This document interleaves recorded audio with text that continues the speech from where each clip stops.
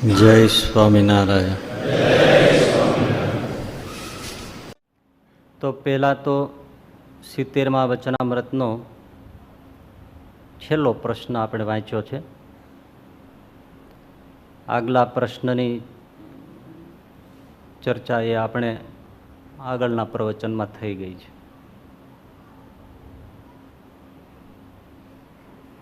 બોટાદની આજુબાજુ જસકા ગામ છે.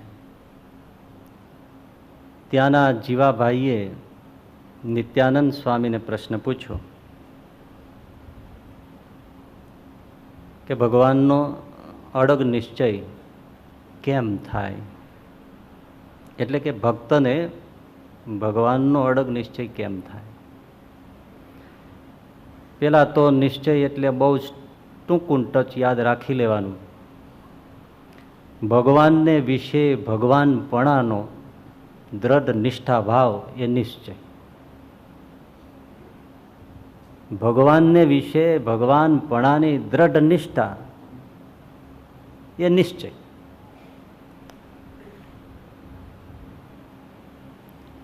જો કે નિશ્ચયના બહુ જ જુદા જુદા એંગલ છે અને બહુ જ વિસ્તારથી જુદા જુદા વચનામૃતોમાં જુદી જુદી રીતે સમજાવ્યું છે. પણ અહીંયા જે નિશ્ચય વિશે પ્રશ્ન પૂછ્યો છે એનો ટાર્ગેટ આટલો છે: ભગવાનને વિશે ભગવાનપણાની દ્રઢ નિષ્ઠા, એનું નામ નિશ્ચય છે. આવો નિશ્ચય, આવી નિષ્ઠામાં ત્રણ બાબત આપોઆપ સમાઈ ગયેલી હોય છે. પહેલી બાબત કે હું જે અવતાર સ્વરૂપની ઉપાસના ભક્તિ કરું છું એ સાચે જ ભગવાન છે. એ ક્યારેય ડગવું ન જોઈએ. બીજી બાબત, હું જે અવતાર સ્વરૂપની ઉપાસના ભક્તિ કરું છું એ કાળ માયાના નિયંતા છે, સર્વ કરતા હરતા છે, ભક્ત રક્ષક છે, કૃપાળુ છે, દયાળુ છે. એવી એક દ્રઢ સમજ. ત્રીજી બાબત, હું ભગવાનનો છું અને ભગવાન મારા છે. એ જે કરશે એ મારા હિતનું જ હશે. આ ત્રણ બાબત પાકી થઈ જાય એટલે ભગવાનને વિશે ભગવાનપણાની નિષ્ઠા દ્રઢ થઈ ગઈ કહેવાય અને એને ભગવાનનો નિશ્ચય પાક્કો છે.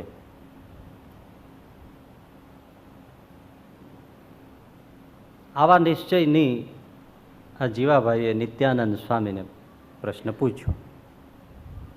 નિત્યાનંદ સ્વામીએ કહ્યું, કુસંગીઓથી છેટે રહીએ અને સંતનો અતિશય સમાગમ સત્સંગ રાખીએ તો સંતના મુખેથી ભગવત વાર્તા સાંભળતા સાંભળતા અને સહવાસથી ભગવાનને વિશે ભક્તને આવો પાકો દ્રઢ નિશ્ચય થાય. પણ કુસંગીઓનો સંગ રાખે અને સંતોનો સંગ રાખે તો નિશ્ચય પાકો ન થાય, કારણ કે પેલો ડગાવ્યા જ કરે. એનું તો કામ જ એ છે ને ભાઈ.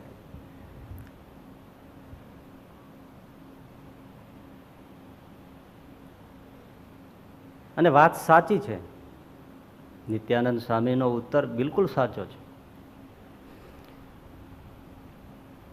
કારણ કે આપણે હીરા ઝવેરાતનું ઓળખવાનું જ્ઞાન મેળવવું હોય તો કોની પાસે જવું પડે? ઝવેરી પાસે જવું પડે. એમાં સોની ન ચાલે. એ તો પિત્તળ ને સોનું એ ઓળખવામાં ભેદ કરવો હોય તો સોની પાસે જવું પડે. તો ઝવેરી કે એમાં હું માર ખાઈ જાઉં. પણ હીરા ઝવેરાત ઓળખવા હોય, હવે ચણા દાણા જેવડો હીરો હોય પણ હોય 50 લાખનો, હવે આપણે કઈ કાચનો કટકો છે બાંધી દો કૂતરાને ડોકે, આપણને ઓળખતા ના આવે. એ ઓળખવું હોય તો ઝવેરી પાસે જ જવું પડે. વિવિધ પ્રકારની ઔષધિઓ ઓળખવી હોય તો વૈદ પાસે જ જવું પડે. એ ઝવેરી ન શીખવી શકે. એવી જ રીતે એક ને એક બે જેવી વાત છે. ભગવાનને માર્ગે આગળ વધવું હોય અને ભગવાનની ઓળખાણ કરવી હોય તો સંત પાસે જવું પડે, બીજો કોઈ રસ્તો જ નથી. સંત એટલે ભગવા કપડા વાળો પણ હોય ને ધોળા કપડા પણ વાળો હોય.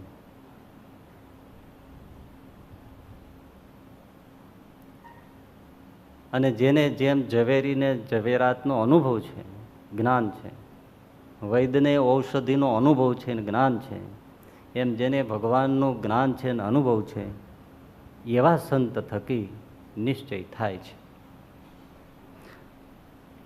અને એ વાત શ્રીજી મહારાજે ગરડા પ્રથમના 51મા વચનામૃતમાં, મધ્યના 13મા વચનામૃતમાં, કાર્યાણીના 12મા વચનામૃતમાં અને વડતાલના 13મા વચનામૃતમાં સ્પષ્ટપણે કહી છે કે સંત મળે ત્યારે જ ભગવાન ઓળખાય, સંત મળે ત્યારે જ ભગવાનનો પાકો નિશ્ચય થાય, સંત મળે ત્યારે જ આપણી માયિક દ્રષ્ટિ ટળે અને અમાયિક એવા ભગવાનની ઓળખાણ થાય. એટલે સંત થકી જ ભગવાનનો નિશ્ચય થાય. તોય શ્રીજી મહારાજે એમ કહ્યું કે લ્યો હવે રાખો, હું ઉત્તર કરું. એટલે નિત્યાનંદ સ્વામીનો ઉત્તર ખોટો નથી, પણ શ્રીજી મહારાજને એક બાબતની સ્પષ્ટતા કરવી છે. અને આ વચનામૃતમાં જે વાત થઈ ભગવાનના વિશે નિષ્ઠા ને નિશ્ચય રાખવાની, એ ગમે તેટલા શાસ્ત્રોના પાઠ કરી જાઓ કે કથા સાંભળી લ્યો તો આ વાત નહીં મળે.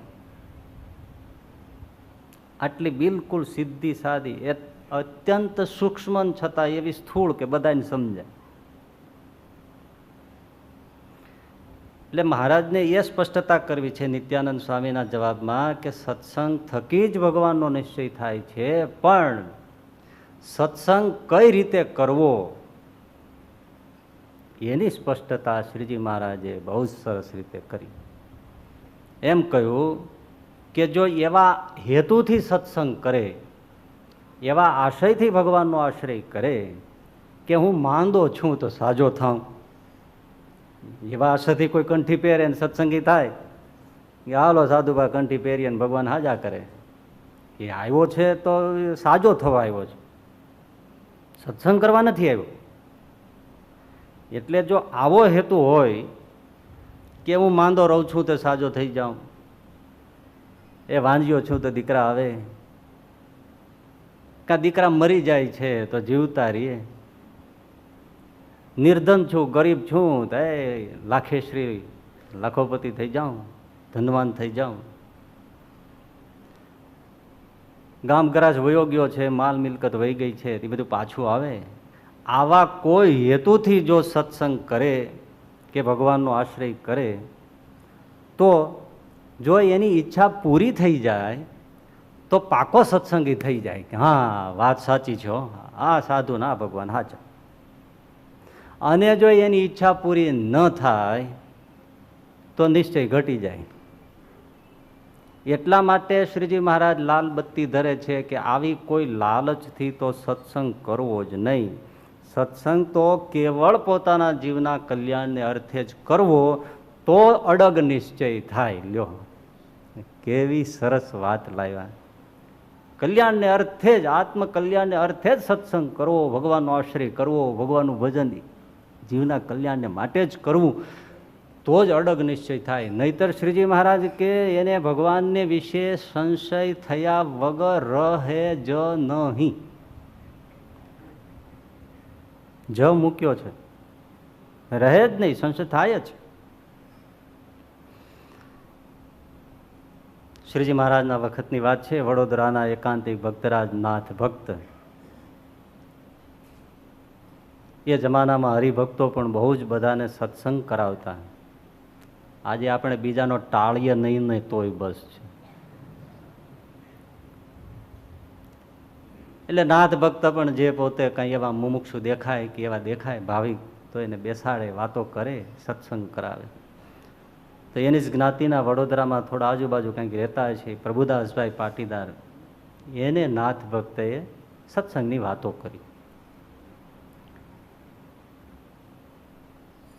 કે પ્રભુદાસભાઈ આજે કેવા આપણા ભાગ્ય કહેવાય કે માણસનો આપણને દેહ મળ્યો અને ભગવાન પૃથ્વી ઉપર પ્રગટ થયા.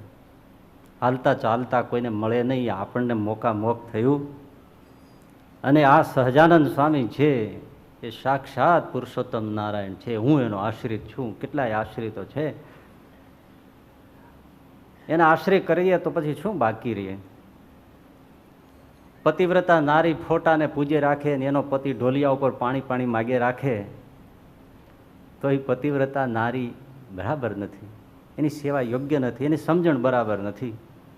તો આજે તો સામે આવી ગયા છે તો આપણે એનો આશ્રય કરવો જોઈએ. અને સંસારમાં તો આધિ વ્યાધિ ઉપાધિ છે, એને થોડા અળગા કરી ભગવાન ભજીએ તો ભગવાનનું ચરણ તો એવું છે કે તમામ પ્રકારની આધિ વ્યાધિ ઉપાધિનું આપોઆપ શમન થાય. ભગવાનનો આશ્રય કરવાથી દુઃખ ટળી જાય.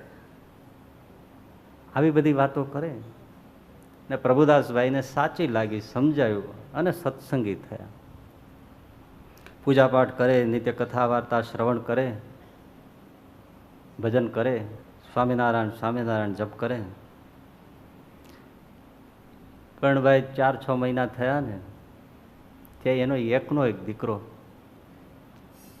જુવાન જોધ 16-17 વર્ષનો, એકનો એક, એનું અવસાન થયું.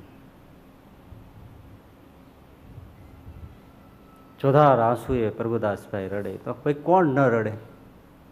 તમે ના રડો? બધાને દુઃખ થાય.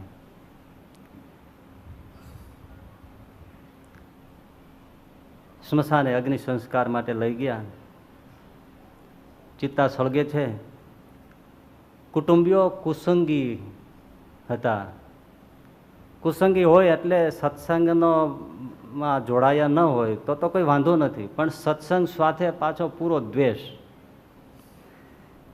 એટલે પ્રભુદાસભાઈ તો એક બાજુ ચિત્તા જુએ છે અને ચોધાર આંસુએ રડે છે, હિંકા ભરે છે. એટલે કુટુંબીઓ સ્વાભાવિક રીતે આવે, આશ્વાસન આપે એનો તો વાંધો નહીં. પણ આ કુસંગી કુટુંબીઓએ શરૂ કર્યું કે પ્રભુદાસભાઈ માનો ને માનો, અમારા નાને મોઢે તમે કાંઈ માનશો તો નહીં, પણ આ તમે નવા સંપ્રદાયમાં ભળ્યા ને, સ્વામિનારાયણની કંઠી પહેરી સત્સંગી થયા, એ સત્સંગ તમને હદ્યો નહીં. ઘણાને ભજીયા હદે નહીં, કઢી હદે નહીં, વાલ પાપડી હદે નહીં, પેટમાં ટકે નહીં, પછી કાંઈક એલર્જી થાય, રોગ થાય, પીડા થાય, હદ્યો નહીં. સત્સંગ હદ્યો નહીં. આ નવા તૂતમાં ભેળ્યા ને એમાં તમારા દીકરાનું મોત થયું છે. માનવું હોય તો માનો, ન માનવું તો ન માનો. હવે આવો પ્રસંગ ને પ્રભુદાસભાઈને થયું કે મારું સત્સંગ કરીએ, નાથ ભગત કહેતા હતા ભગવાનનો આશરો કરીએ તો સુખિયા થાય. આ તો ઉલટાનું હોળ ઊભું થયું. વાત સાચી છે હો, આમાં ન તો ભળ્યો તો કાંઈ તકલીફ નહોતી. અને એવું એને મનમાં માઠું લાગી ગયું કે કંઠી કાઢીને છોકરાની સળગતી ચિત્તામાં જ ફેંકી દીધી. આજથી પૂરું. પૂજા ભાડ બધું છોડી દીધું, માળા ભજન મૂકી દીધા. નિશ્ચય યોગ્ય ને ડગી ગયો ને, પતી ગયું, પૂરું થઈ ગયું. કુસંગીઓ મળ્યા. વચનામૃતમાં કીધું એ જ પ્રમાણે થયું. જો હવે આપણે વિચાર કરો, આપણે કદાચ કંઠી તોડી ન નાખીએ, આપણે મંદિરે જવાનું બંધ ના કરીએ, આપણે પૂજાપાઠ બંધ ન કરીએ, આપણે સત્સંગમાં આવવાનું બંધ ન કરીએ, દેવ દર્શન બંધ ન કરીએ, પણ જો વ્યવહારમાં અને જીવનમાં એક પછી એક દુઃખ આવવા જ માંડે, ધંધો બેસવા માંડે, માંદગી આવવા માંડે, ઘરમાં એક પછી એક મરણ થવા માંડે, વહાલામાં વહાલા પાત્રનું મોત થઈ જાય, દીકરા દીકરીના સગપણ થયા હોય તો તૂટી જાય, અથવા તો દીકરા દીકરીના સગપણ થાય જ નહીં, લોક મેણા મારે, તો શું થાય? તરત મનમાં મંડે ઘાટ થવા, સંકલ્પ થવા, કરે રે આ સત્સંગ આટલો એટલો કર્યો, આટલી સાધુઓની સેવા કરી, આટલી ઠાકોરજીની સેવા કરી, આટલો દાન ધર્મ કર્યો, આટલી પદયાત્રાઓ કરી, અને આવું કોણ કહે છે ભગવાન દયાળુ છે અને કૃપાળુ છે, હું અમારું ધ્યાન રાખે છે? નહીતર આ બધું કર્યું એ ક્યાં ગયું?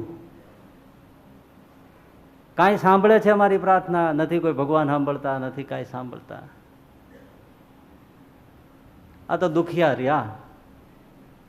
મેં તો અનાથ હી અનાથ રહો, તુમ કૈસે અનાથ કો નાથ કહાયો.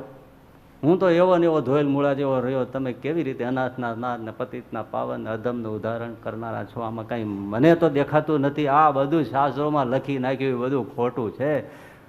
એટલે પછી વચનાંત વાંચવાનું ઓછું થઈ જાય, દેવદર્શનમાં ટાણું ચૂકાઈ જાય, ઢીલું મંડે પડવા, ભાવ ઓછો થઈ જાય, સાધુઓને જોઈને કાંઈ બહુ રસ ના આવે, સત્સંગની કથામાં રસ ના આવે, બધી વાત એવી આવે ભગવાન બહુ દયાળુ છે તો તરત મનમાં થાય હા એમને ખબર છે. આવું થાય, આવું મંડે થવા. એક પછી એક જ્યારે પરંપરા દુઃખની શરૂ થાય એટલે રોષ આવે. અને જો વ્યવહારમાં બધી રીતે સારું મંડે થવા, ધંધો જામમાં મંડે, પરિવારમાં બધી સગવડતાઓ મંડે થવા, છોકરાને અમેરિકાને વિઝા જોતા હોય ફટાફટ મળી જાય, ઇન્ટરવ્યુમાં એકદમ પાસ થઈ જાય, દીકરીના સારે ઠેકાણે એવું સરસ ઘર મળી જાય, તો સ્વામિનારાયણ જેવા કોઈ દયાળુ નહીં હો. સત્સંગ દિવ્ય છે, લાભ લેનારાની ખોટ છે, બાકી તો સુખ અભરે ભર્યું છે. હા, તો દિવ્ય થઈ ગયો. એટલે સાંસારિક ફાયદો ન થાય તો ભગવાન ખોટા, તો સાધુ ખોટા, તો સત્સંગ ખોટો. અને જો સાંસારિક ફાયદો થાય તો ભગવાન સાચા, સાધુ સાચા, સત્સંગ સાચો. આ સ્કેલ ત્રાજવું મીટર ખોટું છે. પણ આપણે આવું જ મીટર પકડીને બેઠા હોય છે.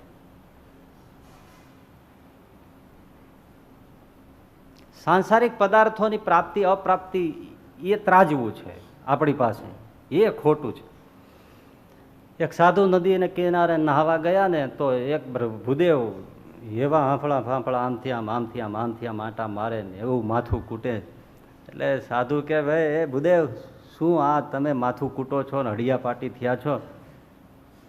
અરે મહારાજ વાત મૂકી દો, નદીએ નાવા આવ્યો, મારી પાસે વળી યજમાને થોડુંક મને દાન ભેટ આપ્યું હતું, થોડાક રોકડા રૂપિયા હતા, થોડી એક બે સોનાના દાગીના આપ્યા, આ બધું ભેળું કરીને લાવ્યો હતો. નદીમાં નાવાનું સંધ્યાનું ટાણું થયું હતું તો મને થયું કે આ ક્યાં મૂકવું, તે મેં રેતીમાં ખાડો કરીને દાટી એને મૂકી દીધું.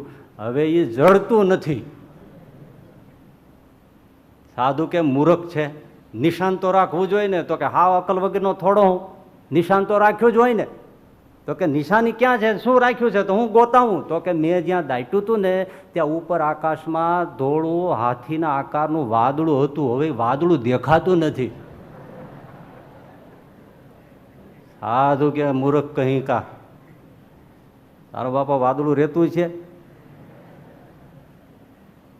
વાદળા તો આવે ને જાય ને વિખાય આકૃતિ, એનું નિશાન ખોટું છે, એનું મીટર ખોટું છે. એમ આપણે સંસારની સાથે ભગવાનની મૂલવણી કરીને નક્કી કરવા જાય છીએ. કસોટીનો પથ્થર ખોટો છે. સંસાર તો વાદળાનો ધુમાડો છે. એ બધી આકૃતિઓ નાની મોટી પરિવારની રચાય, વળી વિખાઈ જાય. કાળની ઝપટ આવે તો વાદળા વિખાઈ જાય. એમ પરિવાર રચાય અને પરિવાર વિખાય, એવો સંસાર છે. એ તો વાસ્તવિક છે ને નગદ. છોકરાના જન્મે થાય ને છોકરાના મરણે પણ થાય. 5 પૈસા આવે પણ ખરા અને 5 પૈસા જાય પણ ખરા. આ સંસાર છે. પ્રભુદાસ ભાઈએ સત્સંગ ન કર્યો હોત તો એનું ઘર, એનો દીકરો તો મરવાનો જ હતો. સત્સંગને લીધે થોડો મરી જાય કાંઈ ભાઈ.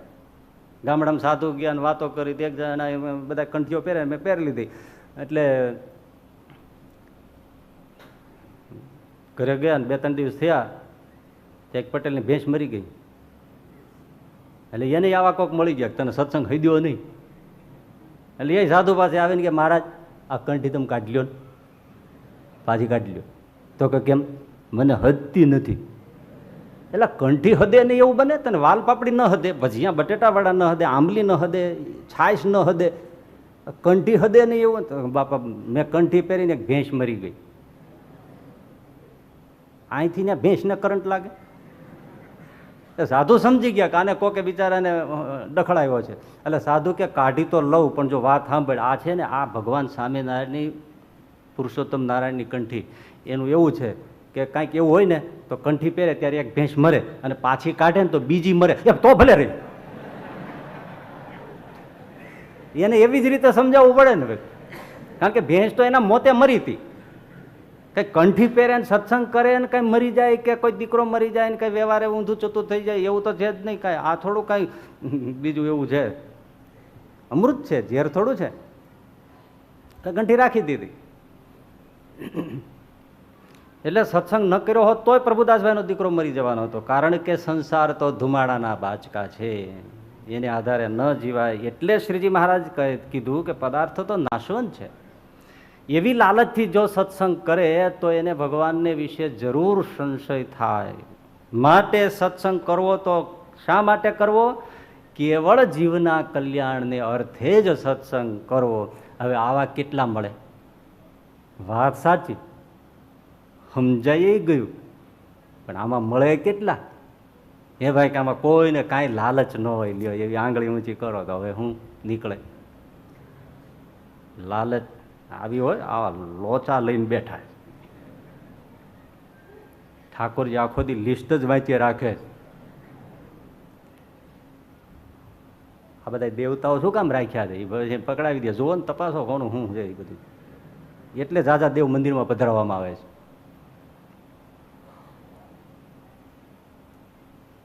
પણ હવે તો જો કે એમણે સુપર કોમ્પ્યુટર રાખ્યા જ છે ને, કારણ કે કોઈક ભણેલા ગળાએ ધામમાં નહીં ગયા હોય, એ પછી ન ગયા હોય તો આપણે જવાને લઈ જાય ને આપણે ગોઠવશું, ટીટી ટીટી ટીટી કરશું શું. પણ એ લાલચ તો છે ને ભાઈ. કોણ ભલાને પૂછે છે, અહીં કોણ બુરાને પૂછે છે? કોણ ભલાને પૂછે છે, અહીં કોણ બુરાને પૂછે છે? મતલબથી છે સૌને નિસ્બત, અહીં કોણ ખરાને પૂછે છે? અત્તરને નીચોવીને અહીં કોણ ફૂલોની દશાને પૂછે છે? સંજોગ ઝુકાવે છે, નહીતર અહીંયા કોણ ખુદાને પૂછે છે? સંજોગ ઝુકાવે છે, નહીતર અહીંયા કોણ ખુદાને પૂછે છે? આ તો દુઃખના માર્યા જ બધા આવીએ છીએ ભાઈ. માથા ટેકવે છે મંદિરોમાં, એ બધા જ કાંઈક ને કાંઈક દુઃખ છે એટલે બધા આવે છે. આમાં કોઈ નિષ્કામ ભાવે આવતા હોય એવા તો કોણ મળે? અને એવા તો નરસિંહ મહેતા કહેવાય, એવી તો મીરાબાઈ કહેવાય, એવા તો દાદા ખાચર કહેવાય, પણ ક્યાં મળે? એટલે સ્પષ્ટ વાત છે ને કે આપણે લાલચ લઈને બેઠા છીએ, એ સાચું જ છે. તો નિશ્ચયમાં ડગમગાટ થાય જ. નથી નિષ્કામ થયા, સકામમાંથી નીકળવું નથી, તો હવે જાવું ક્યાં? એટલા માટે આપણે થોડીક એવી વાત સમજી રાખીએ કે ભલે સકામ બની રહીએ, જલ્દી નહીં મટાય.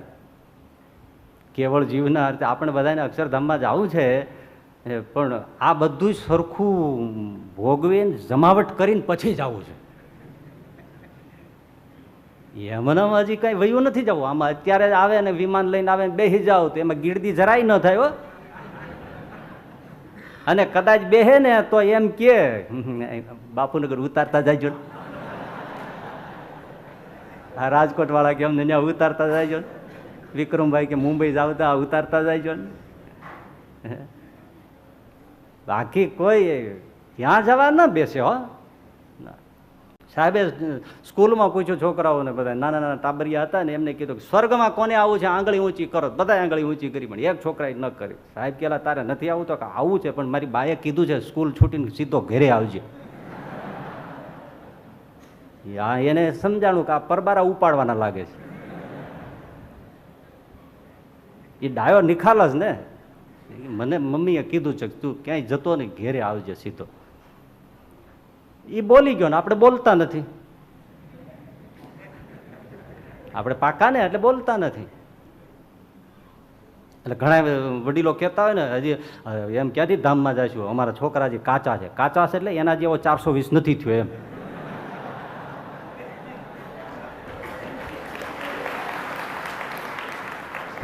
એને એના જેવો કરવો છે. એટલે આપણે બહુ સ્પષ્ટ છે અને નિખાલસપણે આપણે સમજવાનું છે કે આપણે સકામ છીએ, કંઈક ને કંઈક લાલચ રહે છે અને લાલચ છે તો નિશ્ચયમાં ડગમગાટ થઈ જાય. એ પણ મહારાજે જ મૂકીને કીધું છે થાય જ, તો આપણે કંઈક એવું સમજી લઈએ કે જેથી કરીને આપણને ભગવાનનો અભાવ ન આવે, સત્સંગમાંથી પાછા ન પડી જઈએ, થોડો દુર્ભાવ ન થઈ જાય, આપણું કલ્યાણ ન બગડે અને છેલ્લે છેલ્લે ડગું ડગું કરતા પાછા છેલ્લે નિષ્કામ થઈ જઈએ કે હા હવે તો કાંઈ જોતું નથી, બસ ત્યાં પહોંચી જઈએ. તો ભાઈ પહેલી વાત તો સમજણની એવી છે કે આ દુનિયામાં મૂળ વસ્તુ તો એ છે ને બધાને દુઃખ દૂર કરવું છે ને સુખ લાવવું છે. હવે સુખની વાત એવી છે કે આ દુનિયામાં રાજા રાવણનું પણ બધું ધાર્યું થયું નથી. બધું એનું ધાર્યું થયું છે, એને ધાર્યું એમ થયું. તો પછી હવે આપણે ધાર્યું હોય કે આપણે ફલાણા દેશમાં જઈને નોકરી કરવી છે ને ફલાણી કંપનીમાં જવું છે ને આમ કરવું છે ને આટલું આમ કરવું છે ને અહીંયા પ્લોટ રાખવા છે ને અહીં ખરીદવા છે ને અહીં વેચવા છે, તો બધું આપણું ધાર્યું ન થાય. મહારાજા દશરથ જેને ઘેર ભગવાન છે એ દશરથજીનું પણ બધું ધાર્યું નથી થયું. કેવું થયું? રાજા ભગવાન રામચંદ્રજીને રાજ્યાભિષેક કરવાનો દિવસ અને દશરથજી મહારાજને તો દેહ છોડી દેવાનું ટાણું થઈ ગયું અને 14 વર્ષ સુધી અયોધ્યાની ગાદી એમને દડાની જેમ ઉછળતી રહી. થયું ધારું? તો ભાઈ આપણે થોડું સમજવું જોઈએ ને કે બધું આપણું ધારીએ એવું બધું ન થાય. ગમે એટલી મહાપૂજા કરાવીએ ને ગમે એટલા પાઠ કરાવીએ ને પછી તોય આપણને વિઝા મળે જ નહીં અમેરિકાના, પછી કઈ કે ભગવાન અમારું સાંભળતા જ નથી. પણ બધું ધાર્યું ન થાય, આ સમજણ રાખવી જોઈએ. બધાયને વડાપ્રધાન થઈ જવું, પણ બધાય કેવી રીતે ખુરશી ઉપર બેસે? બધાયનું ધાર્યું ના થાય. બીજી બાબત, આ સંસાર છે એને ગીતામાં અને ભાગવતમાં બધે દુઃખાલય કહ્યો છે. દુઃખ વત્તા આલય, આલય એટલે ઘર.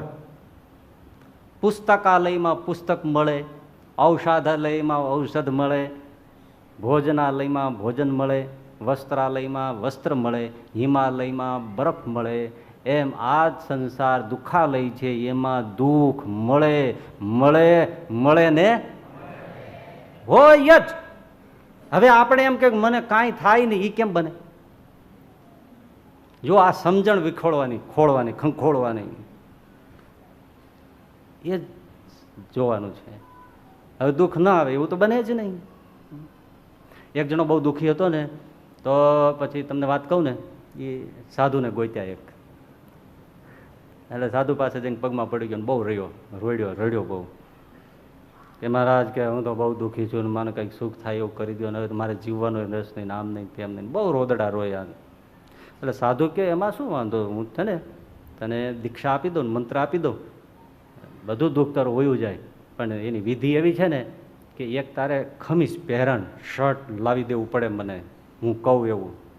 તો કે એમાં શું, તમે કયો એવું લઈ આવી દો, 5-50 રૂપિયાનું જેવું એવું લઈ આવી દો. તો કે એવું કંઈ નહીં, પણ છે ને જેને ક્યારેય જીવનમાં દુઃખ ન આવ્યું હોય ને એવા માણસનું તો શર્ટ લઈ આવી દે, ખમીસ લઈ આવી દે, એ હું તને પહેરાવીને દીક્ષા આપી દઉં, તારું દુઃખ બધું વયું જાય. બને? એટલે બધે ફાંફા મારે, બધાને જાય નગર શેઠને હોય જઈને મળે કે એને તો સુખ જ હોય ને, સોના ચાંદીના ટોયલેટ ના તેન ઘણું છે ને બધું. એટલે હોંગકોંગમાં સોનાનું ટોયલેટ છે. અમને કે હાલો જોવા જવું છે. મેં કે ત્યાં શું જોવા જવાનું છે, આપણે જવા દઈએ તો ઠીક છે. ત્યાં જો કેવા કેવા ખર્ચા હોય છે એમ. એટલે નગર શેઠને પણ હવે જ્યાં ખાખા ખોળા કર્યા ત્યાં ખબર પડી કે ઓ બાપરે, નગર શેઠ તો રડે કે આ બધું છે પણ કોના માટે? છોકરા નથી, શેર માટીની ખોટ નથી. અરે ખેતરમાં ઢગલા પડ્યા છે, ભરી લ્યો ને. પણ એ શેર માટી જુદી. મને વાંજિયા કહે છે, મારું કોઈ પાણી પીતું નથી, મહેમાનો આવતા નથી, દુખ્યો થઈ ગયો છું. મારા જેવો તો કોઈ દુખ્યો નહીં. એનું ખમીસ તો હાલે નહીં. બીજાને જઈને પૂછે કે તમારે તો બધું સુખ સંપત્તિ આ ત્યાં દીકરા બધું છે, તો કે દીકરા છે એ જ ઉપાધિ છે. લ્યો કેટલું ઓપોઝિટ કેટલું છે બોલો. અને આ એ બધું ગોતવા જવું પડે નહીં હો, તમારા બધામાંથી એક એક મળી રહ્યા. આમાં કોઈ કહે એ દીકરા નથી એના માટે રડતા હશે, અને અમુક દીકરા છે એના માટે રડતા હશે. એ છે જ ઉપાધિ છે. એક બાપાને એક જણાએ પૂછ્યું, બાપા કેટલા દીકરા? તો કે 3 દીકરા છે. તો લેરા હશે? તો હું લેરા? 3 જેલમાં છે. સવારમાં ઉઠી દાંતણ હાથમાં લઈને જામીન ગોતવા જવું પડે. કોક એક હારો નાનો છોકરો દઈ દે ને બોડો બાબડો, તો આ 3 દઈ દેવા છે. હવે એ મદલા બદલી થોડી થાય છે ભાઈ. તું લઈ આવ્યો છો, જો એને છે તો દુઃખ છે. ઘણા એને છોકરા છે, હારા હોય, કહાગરા હોય, બધું હોય, પણ હવે ખવાય પીવાય નહીં કાંઈ. એવો રોગ શરીરમાં ઘર કરી ગયો હોય. એરંડિયાનો શીરો, એરંડિયો આમ પડ્યું ને અડ્યું તો આમ કેવું નહાયું નહાયું લાગે. એ એરંડિયાનો શીરો અને બકરીનું દૂધ એ જ ખવાય. હવે આટલું બધું એરંડિયું ને એ પાછું દૂધમાં થોડુંક નાખીને પાછું પીએ ને મારે રાતે હોય તોય ખોવડા જેવડું જાજરું હોય તે ખાલી આંટો મારીને વહી આવે. બોલો, હવે કાંઈ ખુલાસો થાય નહીં. શું કામનું? એસીમાં બેહાય નહીં, ગાડીમાં થડકો લાગે છે, સુખ છે નથી. અમુકને બહુ ખાઈ શકે, પચી જાય જે દ્યો એ, શેર ઘી પી જાય, પણ ખાવા મળતું નથી. એ એક તમને રમૂજી આમ વાત યાદ આવી ગઈ, કહી દઉં. એક જણો છે ને, માળો રોજ સવારે ઉઠી અને આસુમજો હજી અજવાળું હોય ને ત્યારે એના સસરાના ઘરની આજુબાજુ જઈને જ જાજરું બેસે. ત્યાં જ કળશે બે ઢગલો કરીને રહ્યો હોય. ગમે એવું હોય ને, પણ શિયાળો ઉનાળો ચોમાસું એના સસરાના ઘરની આજુબાજુ જ જઈને જાજરું બેસે. એટલે કોઈએ કીધું કે ભાઈ તું આવો ધંધો શું કામ કરે છે? ત્યાં જઈને તારા સસરાના ઘરની આજુબાજુ જઈને જ જાજરું બેસે છે. તો કે સસરાને ખબર પડે ને જમાઈ ખાધે પીધે સુખી જાય.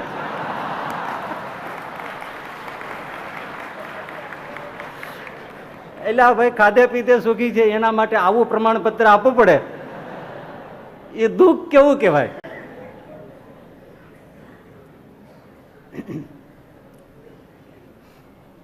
ઋષિરાજે છે ને, કવિ ઋષિરાજ સાધુ થઈ ગયા. એમણે બહુ સરસ, આપણે હજારી કીર્તનાવલીમાં એનું પદ છે સારું ને, એમાં બધું ઘણું આવું બધું લખ્યું છે. ઘરે જઈને વાંચવા જેવું છે. કીર્તનાવલીમાં છે આ બધું દુખિયા કોણ કોણ છે એ બધું લખ્યું છે.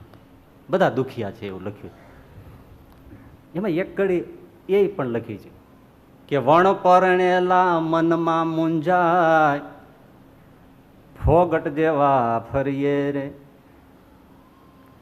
પરણેલા પૂર્ણ પસ્તાય, હવે શું કરીએ રે.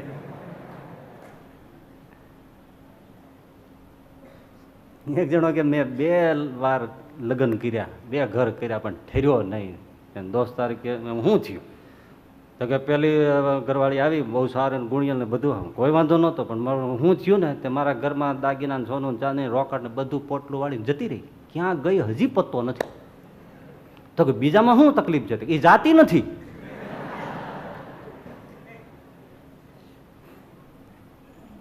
એક દોસ્તારે દોસ્તાને પૂછ્યું, એટલે તારે લગ્ન નહોતા કરવા તે કેમ લગ્ન કર્યા? જોજો વાત જોજો, તારે લગ્ન નહોતા જ કરવા છતાંય તું પરણીને બેઠો. તો કે એમાં એવું છે ને, વાસણ ને કપડાં ધોઈ ધોઈને કંટાળ્યો ને, એટલે પછી મેં લગ્ન કરી લીધા. પણ ઓલા આને સામું પૂછ્યું, એ કે તું છૂટાછેડા લેવાનો છો એ મેં સાંભળ્યું છે, તેનું શું કારણ છે? તો કે હું કપડાં ને વાસણ ધોઈ ધોઈને કંટાળ્યો ને, એટલે હવે છૂટાછેડા લેવા છે. આને પેલા નથી તો હાથે ધોવું પડે છે, આને છે તો આને પાસે ધોવડાવે છે. એટલે આમાં કોઈ ખાટી જાય એવું નથી. એક બહુ સરસ મજાની સૂફી કથા, સૂફી સંતો છે ને અમુક કથા બહુ જ માર્મિક લખે. માર્મિક એટલે તમને હૃદય સોસરવી ઉતારી દે, એટલી બધી અદ્ભુત કથાઓ લખે. સૂફી કથાઓ એટલે એ વાંચવા મળે ને તો વાંચવી. દરિયો હોય, દરિયો અંદર ભેજા કામ ન કરે. ગજબ સૂફી કથાઓ. તો એને કથા લખી કે આ જીવને જ્યારે પૃથ્વી ઉપર ભગવાન મોકલે છે ને ત્યારે એને પસંદગી આપે છે. તારે બેટા ધરતી ઉપર જવું છે ને, તારે જે જોઈતું હોય એનું લિસ્ટ બનાવી લે, ગમતી વસ્તુઓ બધી લખી નાખ, અને ત્યાં એનું આખું શોરૂમ છે, તને જે ફરે જે ગમે એ બધું જો ને એનું લિસ્ટમાં ટપકાય, આ તે બધું કરી દે. આવી પસંદગી આપે છે. કથા જોજો, સૂફી કથા. અને પછી બધું જોઈ પસંદ કરી લિસ્ટ કરી અને ભગવાનને આપે. એટલે ભગવાન આખું લિસ્ટ વાંચે. વાંચીને પછી આને જે બહુ જ વસ્તુ જે પ્રિયમાં પ્રિય અત્યંત પસંદી જેના ઉપર હોય ને ગમતી હોય ને એ એક વસ્તુ એમાંથી લઈ લે, બાકીનું લિસ્ટ આપી દે. બસ એક જ લઈ લે, બાકી જેટલું પસંદ કર્યું હોય ને એટલું બધું આપી દે. અને પછી ધરતી ઉપર બધું મળે, પણ પેલી અતિ ગમતી વસ્તુ એને પસંદ કરી હતી ને એ આખી જિંદગી ગોત્યા કરે છે, જડતી નથી. એટલે મળેલું બધું છે ને એને રાખ લાગે છે. એ પેલી વસ્તુ ક્યાં, પહેલી વસ્તુ ક્યાં, પહેલી વસ્તુ ક્યાં, એ ભગવાને લઈ લીધી છે. આવું છે કે નહીં? જો અદભુત મનપસંદ વસ્તુ છે ને એ આઘી પાછી થઈ જ જાય, થઈ જ જાય. લઈ લીધી છે અને એને જીવ ગોતી રાખે છે ને એનો અભાવ વર્તાય છે, વોન્ટિંગ અભાવ વર્તે છે. એટલે સંસાર દુઃખમય છે ને છે. પાછું એવું નથી, આ બીજી વાત સમજવાની છે કે દુઃખ છે એ આડેધડ આવે છે. આડેધડ નથી આવતા, આ વાત સમજી રાખવાની છે.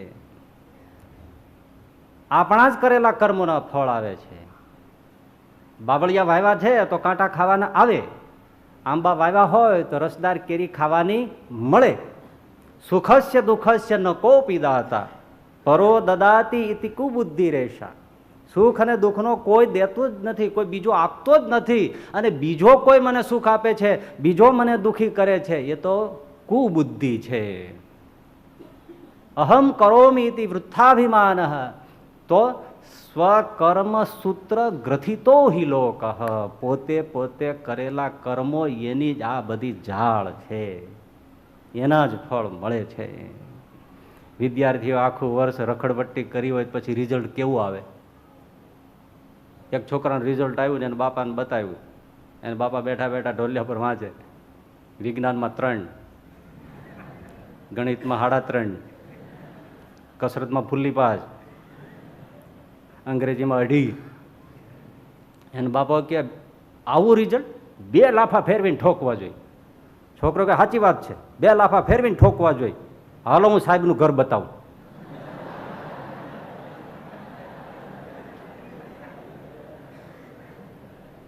બોલો બાપો કે છે છોકરાને મારવા જોઈએ 2 લાફા. છોકરો કે આવું રિઝલ્ટ હોય, હાલો સાહેબનું ઘર બતાવું. ભૂલ પોતાની અને સાહેબને માર ખવડાવો. આવું રિઝલ્ટ સાહેબે દીધું.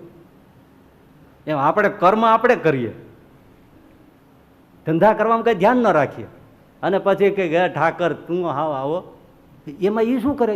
એને લાફાકા મારીએ, એ કઈ કરતા નથી. આપણે કરીને આવ્યા છીએ એવું, પણ આ હિસાબ સમજાતા નથી ને, એટલે આવું થાય છે. જો સરસ મજાની એક વાત કહું, સાંભળ્યું છે ને? તો પછી એક જણો હાલ્યો જતો હતો, એમાં આંબા વાડિયું આવ્યું. સરસ મજાની કેરી જોઈ, મોઢામાં પાણી આવી ગયું. જઈ એક કેરી તોડી લીધી, બીજી તોડી લીધી, ત્રીજી તોડી લીધી, પાકી. નીચે બેસી ગુલગુલ ગુલગુલ ગુલગુલ કરી અને કેસર કેરી તાલાળા ગીરની અસલ લખ્યું હોય ઉપર, ખોલો તો નીકળે વલસાડની. એટલે સરસ મજાની કેસર કેરી લઈ ગોળી અને મેળો રસની ચહાટી બોલાવો. એમાં પેલો આંબાવાડિયાનો માલિક ભાળી ગયો, આવીને ફેરવીને વાહામાં 2 લાકડી વળગાડી. હરામી, અહીંયા સમજવાનું છે. વાહાએ ભગવાનને ફરિયાદ કરી કે મારો શું વાંક? કેરી આંખે જોઈ, મેં જોઈ નથી. પગ હાલીને ગયા, હું ગયો નથી. કેરી તોડી હાથે, મેં તોડી નથી. કેરીનો રસ ચાખ્યો જીભે, મેં ચાખી નથી. કેરીનો રસ રાખ્યો પેટે, મેં રાખ્યો નથી. અને લાકડી મને કાં મારો?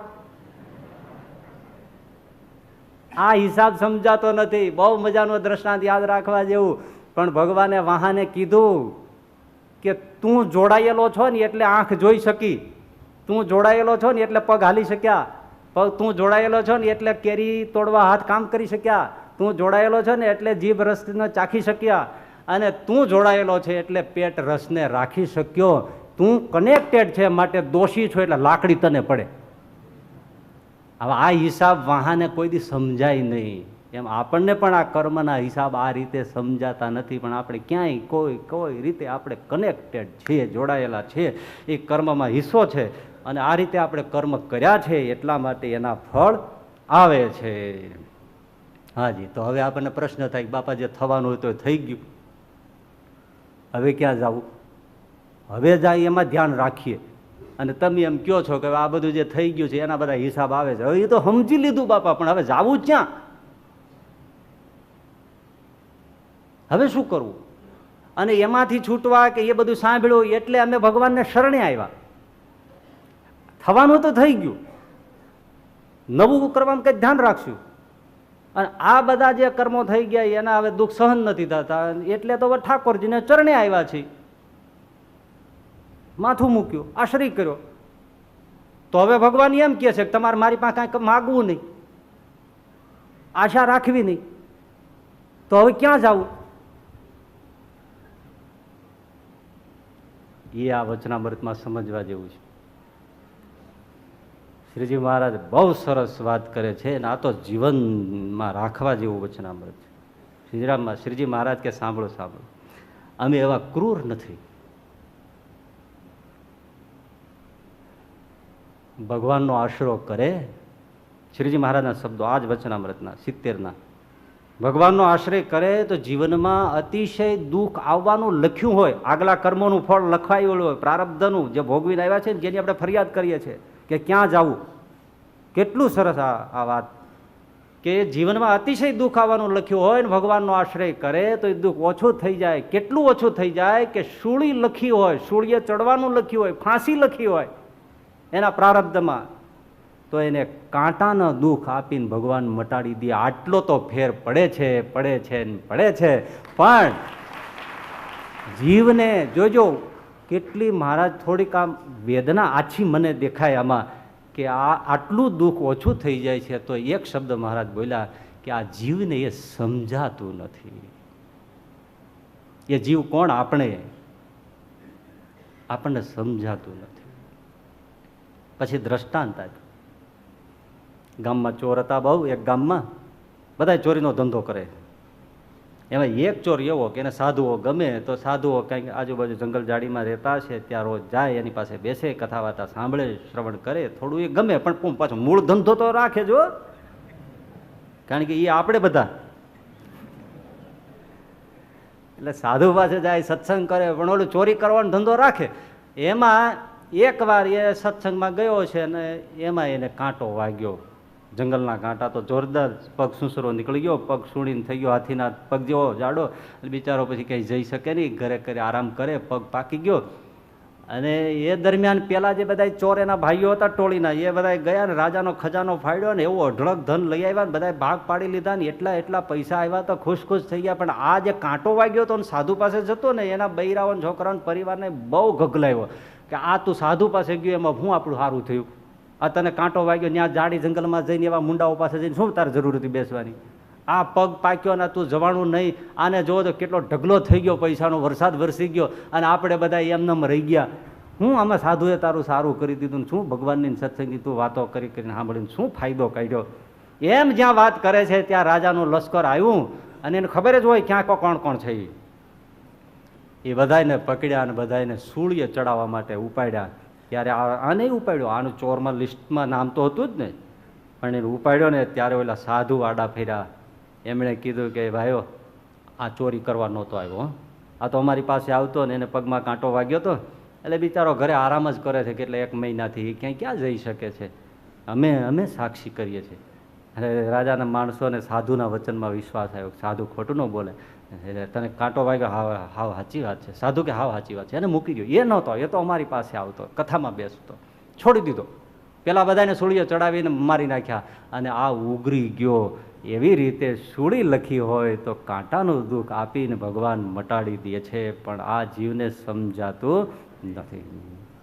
લીમલી ગામ, લીંબડી નહીં, લીમલી, સગ્રામ વાઘરીનું લીમલી.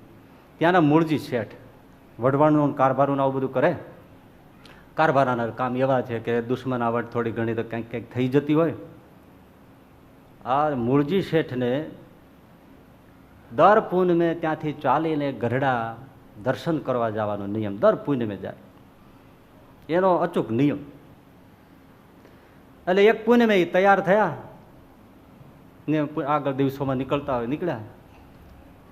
એને કોઈની સાથે જે કંઈ થોડો અણબનાવ થઈ ગયો હોય લેતા દેતામાં રાજને લીધે કાંઈ નહીં, એટલે એ લોકો સંપીને વચ્ચે ઊભા રહ્યા કે આ ભગતડો નીકળે જ છે પૂનમે આ ટાણે, એટલે એ ટાણે આપણે એને ઠેકાણે પાડી દઈએ. ગામમાં આજુબાજુ હોય તો પોલીસ સિપાઈ આ તે બધું હોય, પણ આ તો જાય છે ત્યાં કોણ આજુબાજુના ગામડામાં કોણે કોને માર્યો શું ખબર પડે, એટલે આપણે એને ઠેકાણે પાડી દઈએ. એ સજેલા તલવારો ને ભાલાઓ ને બરછીઓ લઈને ઉભેલા બધા. બનેલી ઘટના છે. મૂળજી શેઠ સ્વામિનારાયણ સ્વામિનારાયણ સ્વામિનારાયણ કરતા નીકળ્યા છે, પણ જેનો આશ્રય છે ને એને લાજ છે, એને એની લાજ. ભગવાન સ્વામિનારાયણને તો ચિંતા થાય ને, અરે રે એમ જ્યાં જતા હતા ત્યાં એમાં બાવળનો એવો જોરદાર શૂળો ને ઘાચ કરતો પગમાંથી સોસરો નીકળી ગયો. ભગતને થઈ ગયું કરે અરે રે મારું નિયમ તૂટ્યું, હવે ચલાશે નહીં.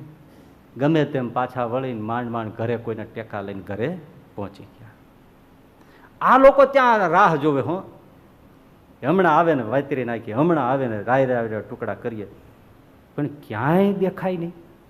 પછી તો ઘોડા હશે તે લઈને આજુબાજુ બધે તપાસ કરી તો ભગત ક્યાંય દેખાય નહીં. તપાસ કરાવી તો કે ભગત તો ઘરે બી આવી ગયા, પાછા વળી ગયા. બોલ્યા કે આનો નિયમ વા ફરે વાદળ ફરે ફરે નદીના પૂરા ભગત કોઈ દિવસ પૂનમ છોડે નહીં, અને હાવ હાજા નરવાના આમ પાછા ક્યાંથી વળી ગયા. ગજબ છે. તપાસ કરી તે તો ભગતને કાંટો વાગ્યો છે અને ભગત તો ખાટલે છે.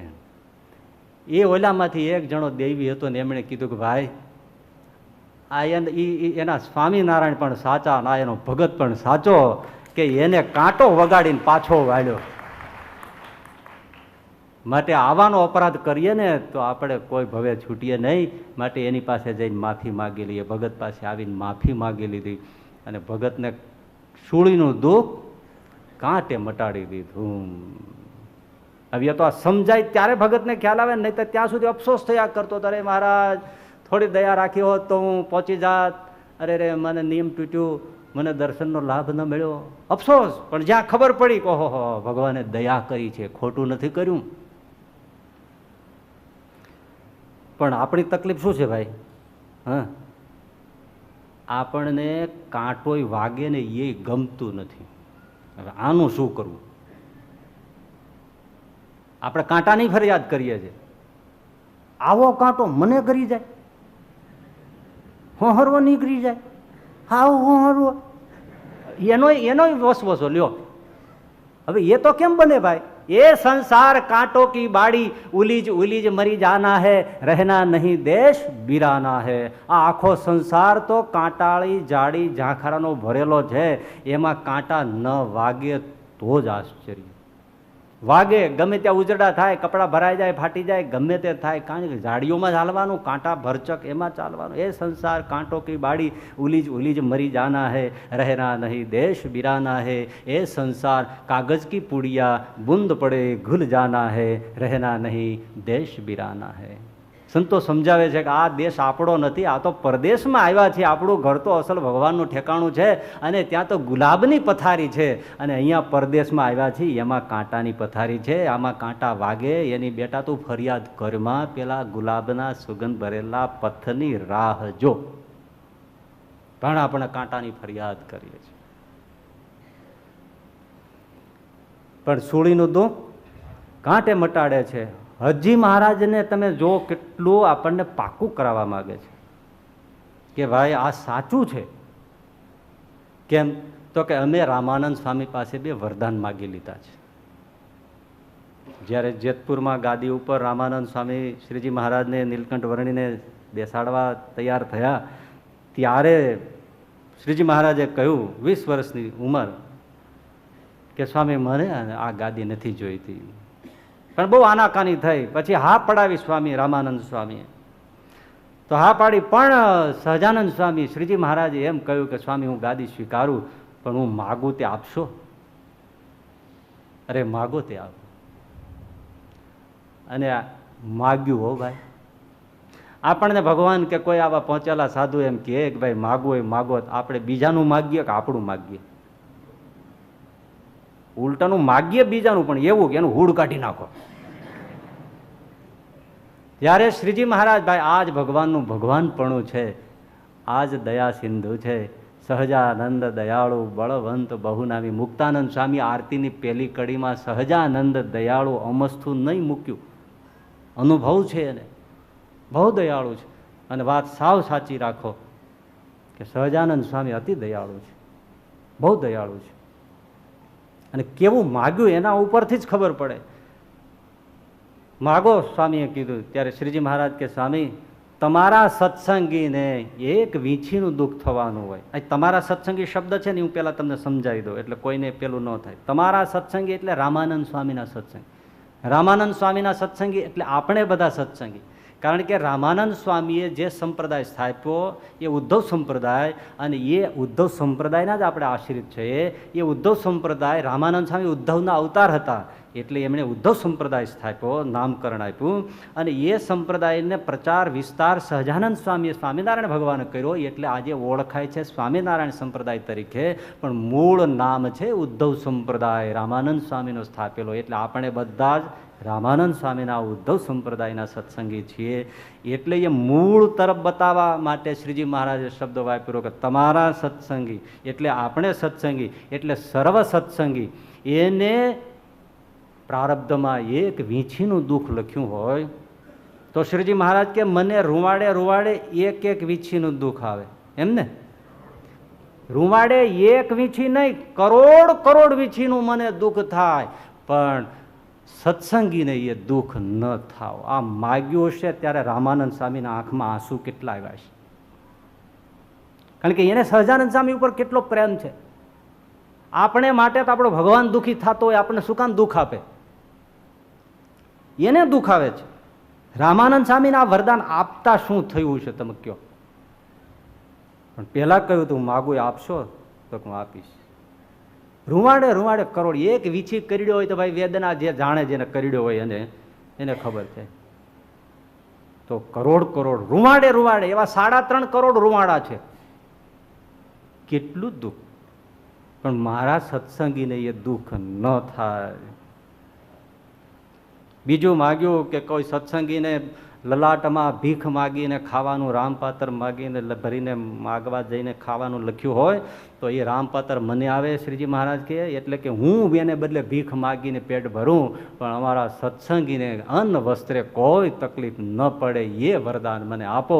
અને રામાનંદ સ્વામી આ 2 વરદાન આપ્યા. એમ શ્રીજી મહારાજ કીધું, મને રામાનંદ સ્વામી રાજી થઈને આ 2 વરદાન આપ્યા છે. માટે વ્યવહારે દુઃખ લખ્યું હોય તો પણ જે સત્સંગ કરે એને શ્રીજી મહારાજ કે વ્યવહારે દુઃખ લખ્યું હોય તોય ન થાય. આપણા દુઃખ એ ભોગવે, આપણું પ્રારબ્ધ એ ભોગવે, આપણે કરીએ પાપ અને એ ભોગવે એ. અને એ બોલ્યા છે કે ખોટું તો નહીં જ હોય, ખોટું તો નહીં જ હોય બોલ્યા હોય, એ ખોટું કેવી રીતે હોય ભાઈ? સત્ય વ્રત છે. અવળા હવળા થઈ જાય. આ રબર સ્ટેમ્પ હોય સિક્કા, હવે એમાં તમે અક્ષરો જોવો કેવા હોય? બધા અવળા હોય. એક ખાલી ઇંકનું પેડ હોય એના ઉપર આમ એ માથું પછાડે ત્યાં બધા અક્ષર તમે દબાવો તો બધા સવળા થઈ જાય. ઇંકના પેડમાં માથું મારે ત્યાં બધા અવળા હવળા થઈ જાય. તો આપણે સહજાનંદ સ્વામીના ચરણમાં માથું મૂકીને અવળા હવળા ન થઈ જાય ભલા માણે? અવળા હવળા થઈ જાય. ગોપાળાનંદ સ્વામી ફરતા કાનમ દેશમાં, ફરતા ફરતા વડતાલ જવું હતું. હવે એક દિવસ સ્વામીએ એવો વિચાર થયો એટલે સંતો બધા ચાલવાની તૈયારી કરીને ગામડા, એટલે ગોપાળાનંદ સ્વામી કે સંતો બેસો બેસો, મારે તમને એક વાત કહેવી છે. ઘન સ્વામી 40-50 સંતો. સ્વામી કે સંતો આજે તમે બધા સંકલ્પ કરો કે અમારા પ્રારબ્ધમાં હોય ને એ અમને મળે. ભલે સ્વામી. બધા સંતોએ સંકલ્પ કર્યો કે અમારા પ્રારબ્ધમાં નસીબમાં હોય એ આજે અમને મળે. પછી એ બધા આજે છે ને વડસર ને અટલાદરા, ભાઈલીન, કોઈલીન, એ બધા જ ગામડાઓ ફરતા ફરતા આવે, ભિક્ષા માગે. કોઈ કે જાઓ જાઓ મહારાજ, અહીં તો સૂતક છે, મુખી મરી ગયા છે, અહીં કોઈ તમને કાંઈ આપે નહીં. ભૈયા ભાઈ અત્યારે કોઈ ઘરમાં છે જ નહીં, જાઓ. પાદરથી જ વળાવે, વળી પગે ચાલીને બીજે ગામ જાય.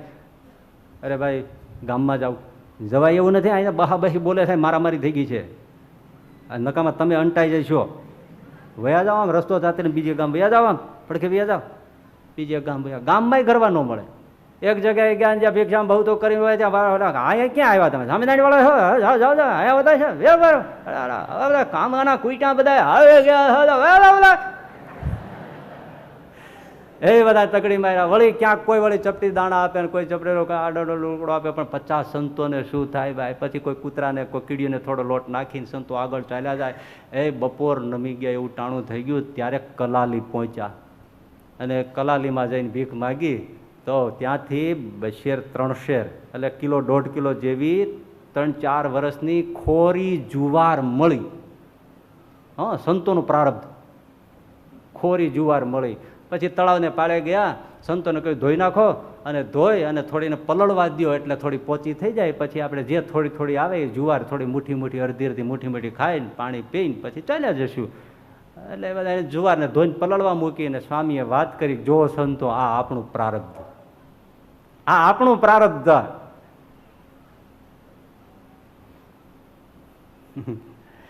હવે સ્વામી કે સંતો હવે સંકલ્પ કરો કે સ્વામિનારાયણનું પ્રારબ્ધ હોય ને એ અમને મળો, સ્વામિનારાયણ ભગવાનની કૃપાથી જે મળતું હોય ને એ અમને મળે, એ સંકલ્પ કરો ને ભજન કરો. એ બધા વાળા બેડા બધા ભજન કરવા જ પડે ને, ભજન કરે ઓલી જુવાર પલળે છે હજી. અને હવે તો ભગવાન સ્વામિનારાયણનું પ્રારબ્ધ, ભગવાન એમનું પ્રારબ્ધ શું હોય પણ એમની જે કૃપા હોય એ એમને મળે, ભજન કરે છે. એમાં વસો ગામથી અમીન એને કલાલીમાં એના વેવાય ઘોડે ચડીને આવે અને તળાવની પાડે ઘોડાને પાણી પાવા માટે આવ્યા. ત્યાં સાધુ બેઠા બેઠા ભજન કરે, શાંત ચિત્તે બેઠેલા, એટલે જે બધા નીકળતા હોય એનાથી ત્રાસેલા, અને આ સંતો ભજન કરે. એમને થયું કે અરે આટલી શાંત મૂર્તિ હોય તળાવની પાડે બેઠા છે. ઘોડાને એક બાજુ રાખીને આવીને પગે લાગ્યા. મોટા સંત તરત ઓળખાઈ જાય, પગે લાગે, બેઠા. પણ બહુ વિવેકી એટલે પટેલે કીધું કે બપોરના ટાણા પણ જમી ગયા, તમે ભોજન પ્રસાદ હરિહર કાંઈક કર્યું? ગોપાળાન સ્વામી કે આ થોડી જુવાર ખોરી આવી ગઈ છે તે પલાળવા મૂકી છે, જરા પોચી થઈ જાય એટલે અમે મોટી મોટી ખાઈને પછી આગળ હાલ્યા જશું. અરે રે એવી ખોરી જુવાર અને હજી આટલો વાગ્યા તોય તમને કંઈક મળ્યું નથી? તો કે ભિક્ષામાં મળે ન મળે નહીં, મારા ગળાના હમ છે, આ તમે જુવાર ખાતા નહીં, મારો ઘોડોય નથી ખાતો, નાખી દો એને. નાના ભાઈ નાખી ક્યાંથી દે? ઓલા સાધુ કે મળે પછી નાખી, મળ્યું છે એ નાખી દઈ. અનુભવ એવા થઈ ગયા હતા, આ નાખી દેવાય, આ થોડું પીને પાણી પી જવાય, વડતાલ આવે વહેલું, આ કે નાખી દો. સંતોને એમ થયું કે આ નવું પ્રારબ્ધ આવ્યું છે, શું ઘોડે ચડીને? એટલે ભાઈ નાખી કાંઈ નથી દેવું. તો કે તમે મારા હમ કાંઈ તો આને ખાશો નહીં, હમણાં હું આવું છું. હા, એ અમે બેઠા છે. ગયા ગામમાં કલાલીમાં એના વેવાય છે, ત્યાં જઈને જેવો ઘોડો ઊભો રાખ્યો ત્યાં તો ઘરને ઓછા ઓછા વાના થઈ ગયા. વેવાય આવ્યા, હા હા આવો આવો પધારો પધારો. તાજા વેવાય છે હો, એટલે તાજા તાજા વેવાય થયા હોય ને ત્યારે જે હામાં મળે ને પછી બથમાં ઘાલીને મળે ને તો એવા કસકસાઈને છૂટા ન પડે. આપણને એમ થાય કે હમણાં પોલીસ બોલાવવી પડશે. અને પછી 2-3 વર્ષ થાય ને એવું બાટે, કોઈ ભવે ભેળા ન થાય, આવડી આવડી દીઓ. એટલે પણ તમે તો કહેતા હતા રાજા દશરથનો અવતાર ને જનકનો અવતાર, તો કે એ તો રાક્ષસના પેટનો છે કે.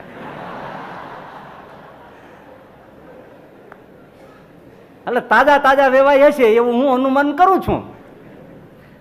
એટલે એવા બથમાં ઘાલીને મળ્યા, ઢોલિયા ઢાળ્યા, ઢબુકડા મોરલા ચિતરેલા બાદોછા મૂક્યા, ઓશિકા મૂક્યા, વીંજણા પાડોશમાંથી માગીને મૂકી દીધા. આડોર પાડોશના રેડિયા હાલે એવા નહીં એ ગોઠવી દીધા.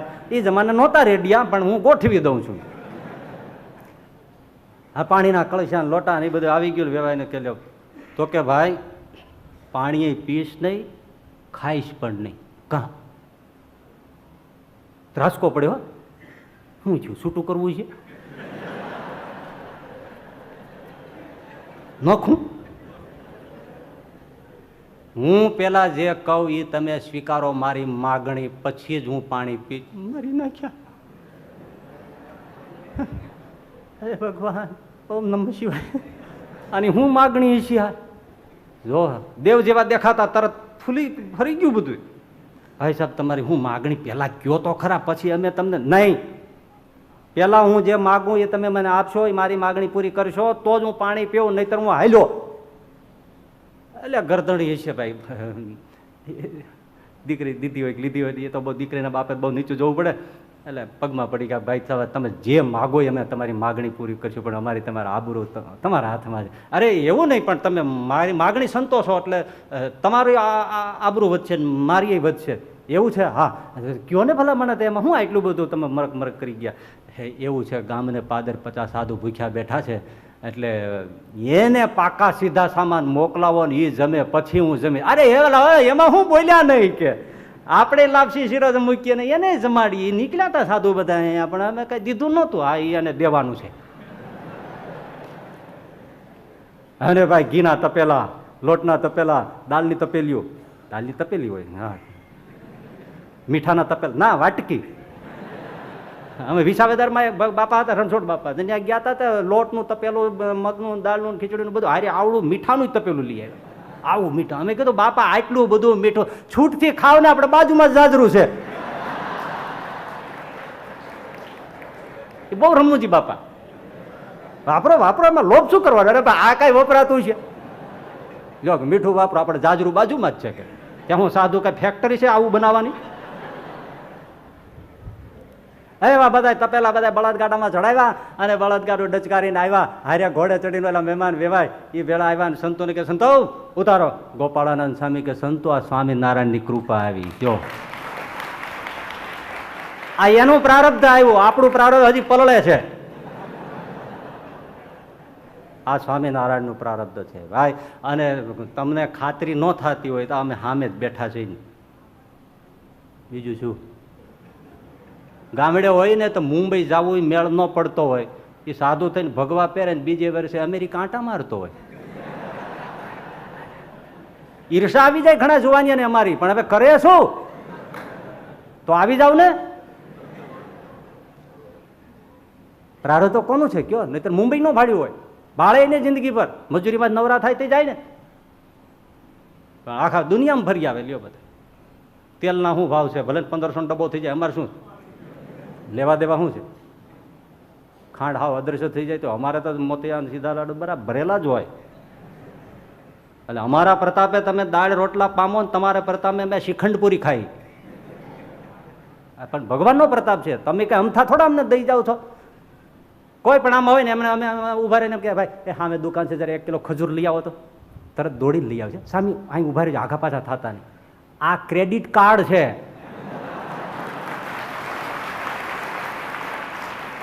તમારું કાર્ડ ખિસ્સામાં હોય, અમારું આમનામ દેખાય, ગમે ને કે ભાઈ જરાક એટલે 1 કિલો સફરજન હારા જોઈને લે. અરે હમણાં દડા જેવા લઈ આવો, તમે ઉભા રહ્યો. કોઈ આમાંથી ના ન પાડે. ક્રેડિટ કાર્ડ છે. આ કોનું પ્રારબ્ધ છે? સ્વામિનારાયણ. અમારા પ્રારબ્ધમાં આટલું બધું ન હોય. 50 જણા સેવામાં ઊભા હોય, સામે અમને ટેકો દો, સામે આ હોય. હગા છોકરા તમને ટેકો નથી દેતા, ધક્કા મારે છે. પગ દબાવને બદલે ગળા દબાવે છે. સ્વામિનારાયણનું છે આ પ્રારબ્ધ. બોલો એટલે સહજાનંદ સ્વામી ખોટું નથી બોલ્યા. અને તમે બધા સામે બેઠા છો, એમાં સત્સંગ થયા પછી મારા હમ તમે સુખી નથી થયા? આમાં કેટલાયના ચહેરા હું જોઉં છું કે સાયકલો લઈને ફેરવી નરનારાયણ દેવ પાસે જઈને જતા, ગુરુકુળ આવતા, કહેતા હે ભગવાન સ્કૂટર દઈ દો. એટલે સાધુની દોડી દોડીને સેવા કરું, પણ માથે કોથળા ઉપાડીને સેવાઓ બધી કરી અને સ્કૂટર માગ્યા તો એને આજે 4 વ્હીલ 2 પડ્યું છે. ક્યાંથી આવ્યું છે?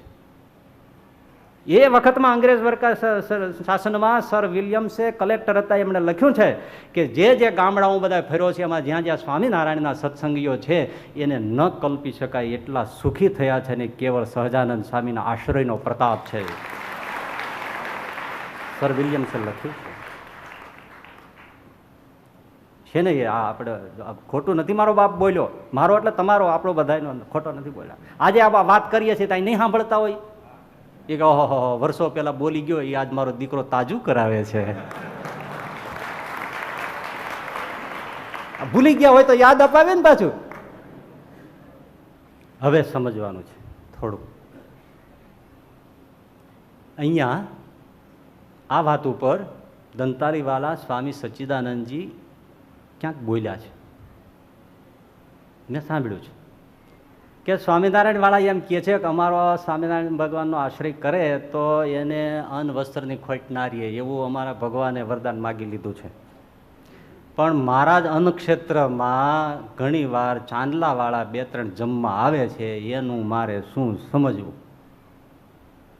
હવે આ વરદાન તો તમે કહો છો કે માગ્યું છે, તો હવે મારા અન્નક્ષેત્રમાં ઘણી વાર કે 2-3 જણા છે એ ચાંદલાવાળા જ જમવા આવે છે, તો વરદાન માગી લીધું છે અને આ બધી તમે વાતો કરો છો, એનું શું સમજવું? એનું એ સમજવું કે એને તમે પૂછો, તમે દારૂ પીવો છો? તમે ચોરી કરો છો? ન ખાવાનું ખાઓ છો? ન પીવાનું પીવો છો? ન રાખવાનું વ્યસન રાખો છો? ન કરવા જેવા ધંધા કરો છો? તો આશ્રિત ક્યાં છે ભાઈ? આશ્રય કરે મતલબ રૂલ્સ એન્ડ રેગ્યુલેશન થોડાક તો પાડવા જોઈએ ને. સામાન્ય પંચવર્તમાન જેવી આજ્ઞા થોડી ઘણી પાળે, અને જો એને અન્ન વસ્ત્રનું દુઃખ હોય તો હું મારું માથું કાપીને નાખી દઉં. ભલામણા તમે એને પૂછો તો ખરા. પાળતો નથી. આ ભારત દેશ છે, એના આપણે નાગરિક છે, અબાધિત અધિકાર છે. આપણને અહીંયા ન રાખે એમ જો ભારત સરકાર કહે તો સુપ્રીમ કોર્ટ એના ઉપર કેસ થાય. કેમ? હું અહીં પેદા થયો છું, અધિકાર છે મારો અહીં રહેવાનો, હરવાનો, ફરવાનો, દરેક રાજ્યમાં જવાનો. પણ હું જો અવળું કરું તો એ ભારત દેશ મને જેલમાં નાખી દે. મારે એના નિયમો પાડવા પડે. એમ સહજાનંદ સ્વામી મારી બાંહેધરી લીધી હોય, પણ જો હું ખોટું કરું તો મારે રોટલા માટે ભટકવું પડે. એટલે એ આવે છે, એ ચાંદલા ખાલી કરવાથી કોઈ આશ્રિત નથી થઈ જતો. આવા હરાયા ઢોર હોય એનો કોઈ ધણી ન હોય, વેશ્યાનો પણ ધણી. એટલા માટે એનો જવાબ છે. પણ જે આશ્રિત હોય, ગુણાતીતાનંદ સ્વામી કે હોયડમાં રોટલા દઈ જાય, અને દઈ જાય ને. આપણે દેશ વિદેશ ફરીએ છીએ, ગામડે ગામડે ફરીએ છીએ, પણ કોઈ દિવસ મારો વાલો ક્યાંય આપણને ન હાચવે એવું બને કાંઈ ભાઈ? પણ આપણો ફરજ છે ને. એટલે હવે સાંભળો, પ્રથમના 34મા વચનામૃતમાં શ્રીજી મહારાજે કીધું છે કે વિમુખ જીવ હોય એને જે દુઃખ સુખ દુઃખ આવે એ તો એના કર્મે કરીને આવે છે, અને ભગવાનના ભક્તને જે દુઃખ આવે છે એ તો ભગવાનની આજ્ઞા લોપવે કરીને આવે છે. જે કાંઈ દુઃખ આવે છે ને એ આજ્ઞા લોપે છે એટલે આવે છે, નહીતર ન આવે. અને જો આ આજ્ઞામાં શ્રીજી મહારાજ 34મા વચનામૃતમાં પ્રથમમાં કહે યથાર્થપણે આજ્ઞામાં વર્તે તો જેવો ભગવાનનો સ્વયંનો આનંદ છે એવા આનંદમાં આઠે પહોર ઝૂલે. અને જે આજ્ઞા લોપે છે એટલું જ એને દુઃખ આવે છે ને. આ બધું એક સાથે સમજવા જેવું. એટલે ભાઈ હવે સમજી લો, જીવનમાં દુઃખ આવવાના. જ્યારે દુઃખ આવે, જે અમુક વસ્તુઓ હું તમને ગણાવું છું એ તરત વિચારી લેવી. એક, દુઃખ આવ્યું છે, હા, વિચારીએ કઈ આજ્ઞા લોપીએ છીએ, કેટલી આજ્ઞા લોપીએ છીએ, એ સિવાય ન આવે. અને હજી જો આપણે પ્રાર્થના કરતા હોય દુઃખ ટાળો દુઃખ ટાળો, તો પેલું એ કરીએ કે આજ્ઞા જે લોપીએ છીએ એ પાળીએ. કેટલી લોપાય છે? તો હવે જેટલી લોપાણી હોય ભલે, પણ હવે પાળીએ. દુઃખ આવ્યું છે, વિચારીએ, આજ્ઞા યથાર્થ પાળવાનો પ્રયાસ કરીએ. એક બાબત. બીજી બાબત, આશ્રિત છીએ, આશરો છે, બોલીએ છીએ, પણ વિચાર કરવો આશરો છે કે પછી દોરા ધાગા જંતર મંતર કામણ ટુમણ જ્યાં ત્યાં બધી માથા મૂકીએ છીએ ને આ દેવ લે ચોખા લે એવું છે કે ફાંફા જ મારીએ છીએ? બોલીએ છીએ આશરો છે. આશરો પતિવ્રતા નારીની જેમ રાખ્યો છે? તપાસ. ત્રીજી વાત, 5 જણા તમે ઘરમાં હો ને એક તપેલી ખીચડી હોય એને 3-3.5 ગણા પાણીમાં લઈને તમારે મૂકી દો અને રૂપિયા ભર મીઠું નાખી દો, અને હળદર ન નાખો, થોડી ઘણી નાખી દો. નાખીને તપેલી ધીમે ધાપે તમે મૂકી દો, અને ફૂલખણી જેવો તાપ તમે ગેસનો ધીમો સ્લો મોશનમાં મૂકી દો, એટલે ધીમે ધીમે ખીચડી ચડી જાય. અને ખીચડીને કોઈ દી હલાવાય નહીં, ઉકળી જાય ને પછી આ તમને ખીચડી કરતાય નથી આવડતું હવે લોકોને. એ ઉકળીને પાર થઈ ગયું એટલે પછી ઢાંકી દેવાની, ધીમો તાપ મૂકી દેવાનો. જો ઘરમાં સગવડતા હોય તો ગાયનું ઘી 1 ચમચી નાખી દેવાનું, બરાબર થોડુંક એક મોઢું સેજ ખુલ્લું રહે એટલું છીબું ટાંકી રાખવાનું. અને પછી ખીચડ અવાજ મંડે આવવા એટલે સેજ ઉગાડીને આમ તાવી તો આમ જ આવવા દેવાનું. ટાક દઈને પડે ને પાણી બધું બળી ગયું એટલે ગેસ બંધ કરી દેવાનું. 15 મિનિટ પછી હલાવીને ઘી નાખીને ઠાકોરજીને ધરાવો, તમારા મળ્યા જેવું થઈ જાય તમારે. પણ આવડે જ નહીં. ઓર્યા પછી ડખોડ કર્યા રાખે. એ ખીચડું મીઠું થતું છે, ડોબાના ખાણ જેવું થાય.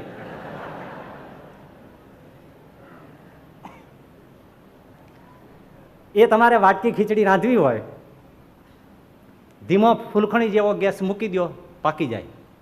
પણ 150 માણસનું તપેલું ખીચડીનું ચડાયું હોય ને ફૂલખણી જેટલો ગેસ કરીને બેહો, હમણાં ખીચડી થઈ જાય ને બાભો ખાહે, હું જોડા ખીચડું ખાતો હોય છે એ થાય ફૂલખણી જેટલા ગેસમાં. એ કઈને મારે શું કેવું છે, જીવનમાં વધારે દુઃખ આવે ને તો વધારે ભજનની ભભડાટી બોલાવવી પડે તો ચડે તપેલું. આ તો હવે લટા જય વાળા સાવે નારાય મારું દુઃખ દૂધ કરજો. ભગવાન ક્યાં ભલે ચૂલો પેટાવીને પાછું ફૂંક મારી ઠારીને વિયો ગયો. ક્યાંથી પાકે ખીચડું? એ પ્રારબ્ધના કર્મો પકાવીને આગા નાખવા હોય તો ભજનની ભભડાટી બોલાવવી પડે. 150 માણસનું ખીચડીને તપેલું ચડાવ્યું હોય તો ગેસ ભભડાટી બોલાવે એવો મૂકવો પડે. એમ ભજન વધારવું પડે. આ ત્રીજો મુદ્દો. ખાલી સારું કરજો સારું કરજો એમ નહીં, માળા કરો રોજ 100, 150, 200 જેટલી થાય એટલી 50, 51, 21 કરો. ભજન વધારવું પડે. ચોથી વાત,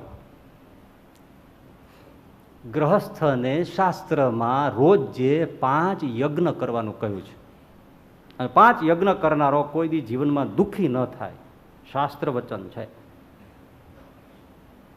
એટલે કોઈ યજ્ઞ પેટાવીને આહુતિઓ આપીને એવો નથી યજ્ઞ. બહુ સરસ પ્રેક્ટિકલ છે ઋષિઓનું વિજ્ઞાન. એ બધું બ્રાહ્મણોનું સોંપ્યું.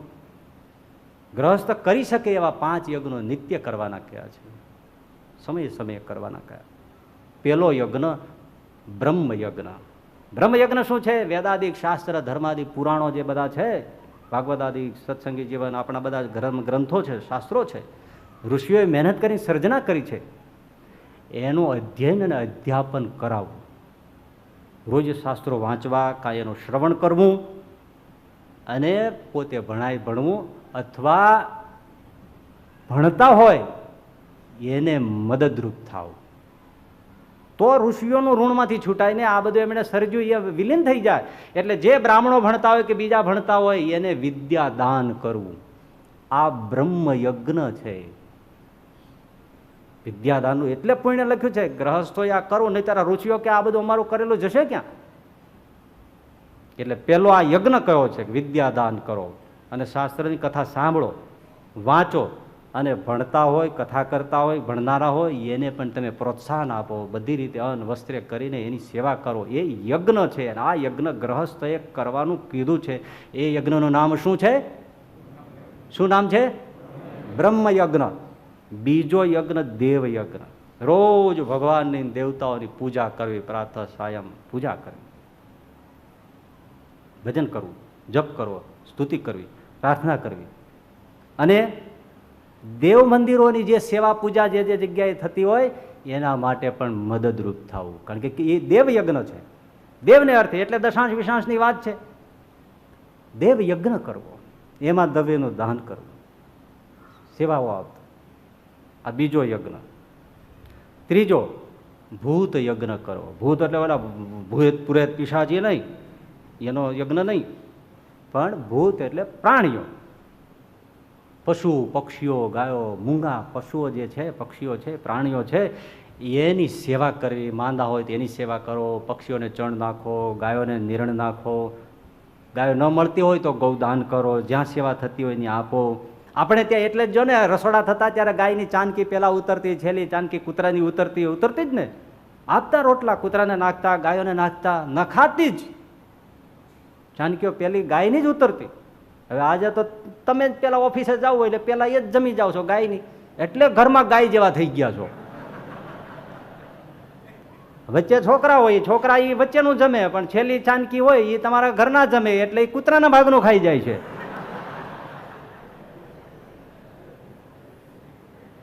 પછી વાવ વાવ ના કરે તો શું કરે? એટલે મૂંગા પ્રાણીઓ, પશુઓ, એની સેવા કરવી. આ ભૂત યજ્ઞ છે. આપણે કીડિયારું પૂરતી ડોસીઓ, તમે જો ગામડા ક્યાંય કીડીઓને અરે એ બેગન સ્પ્રે લાવી તો બેટા, બેગન સ્પ્રે ઓલા પટારા ઉપર પડ્યો, તને દેખાય છે કે નહીં, ઓંધળી છો, અને ફૂર મારી. હવે કીડિયાને લોટ નાખે. કીડીઓ કે આ કયા પ્રકારનો પાવડર છે? એટલે કે મમ્મી મર્યા. હા મર્યા ગયા. પ્રાણીઓની સેવા, આ ભૂત યજ્ઞ. ચોથો મનુષ્ય યજ્ઞ, દુઃખી પીડિત ભિક્ષુક એને અન્ન વસ્ત્રે કરીને એને બધાની સેવા કરવી, મનુષ્યોની સેવા કરવી. ઘરે આંગણે આવ્યો હોય તો રોટલો આપે, એવા હોય તકલીફવાળા હોય એને મદદ કરે. આ મનુષ્ય યજ્ઞ છે. અને ચોથો પિતૃ યજ્ઞ છે. ઘરમાં માતા પિતા સસુ સાસુ સસરા જે વડીલો જે હોય બાળકો આ તે બધા, એ બધાની પણ સેવા કરવી, બધાને રાજીપેથી જમાડવા, એને સરખી રીતે રાખવા, કોઈને દુઃખી ન કરવા, એ પિતૃ યજ્ઞ છે.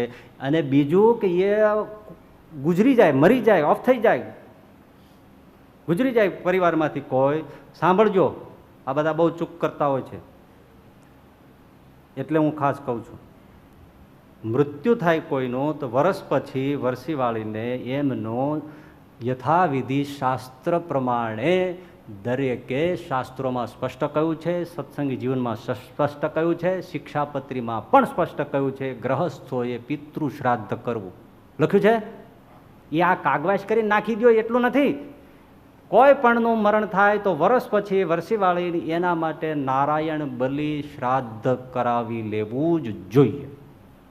યથાવિધિ, યોગ્ય સમયે, યોગ્ય સ્થાનમાં, યોગ્ય વ્યક્તિ પાસે, યોગ્ય વિધિથી નારાયણ બલિ શ્રાદ્ધ દરેકે કરાવી લેવું જોઈએ. કોઈનું અવસાન થાય એના પછી અમુક આ વર્ષ જેવું થયા પછી કરાવી લેવું જ જોઈએ. ભલે ગમે તેટલા સારા આપણા વડીલો કે કોઈ પણ છોકરો હોય, ગમે તે હરિભક્ત હોય, તો પણ કોણ ક્યાં કેવી રીતે અટકી ગયા છે એ ખબર પડે નહીં. એને ત્યાંથી છૂટી જાય, એને થોડો અટકાવ રહી ગયો, લગાવ રહી ગયો હોય તો આ નારાયણ બલિ શ્રાદ્ધ એને એમાંથી છોડી દે છે અને એના આશીર્વાદ મળે છે. એનાથી તમે સુખી થઈ જાઓ છો.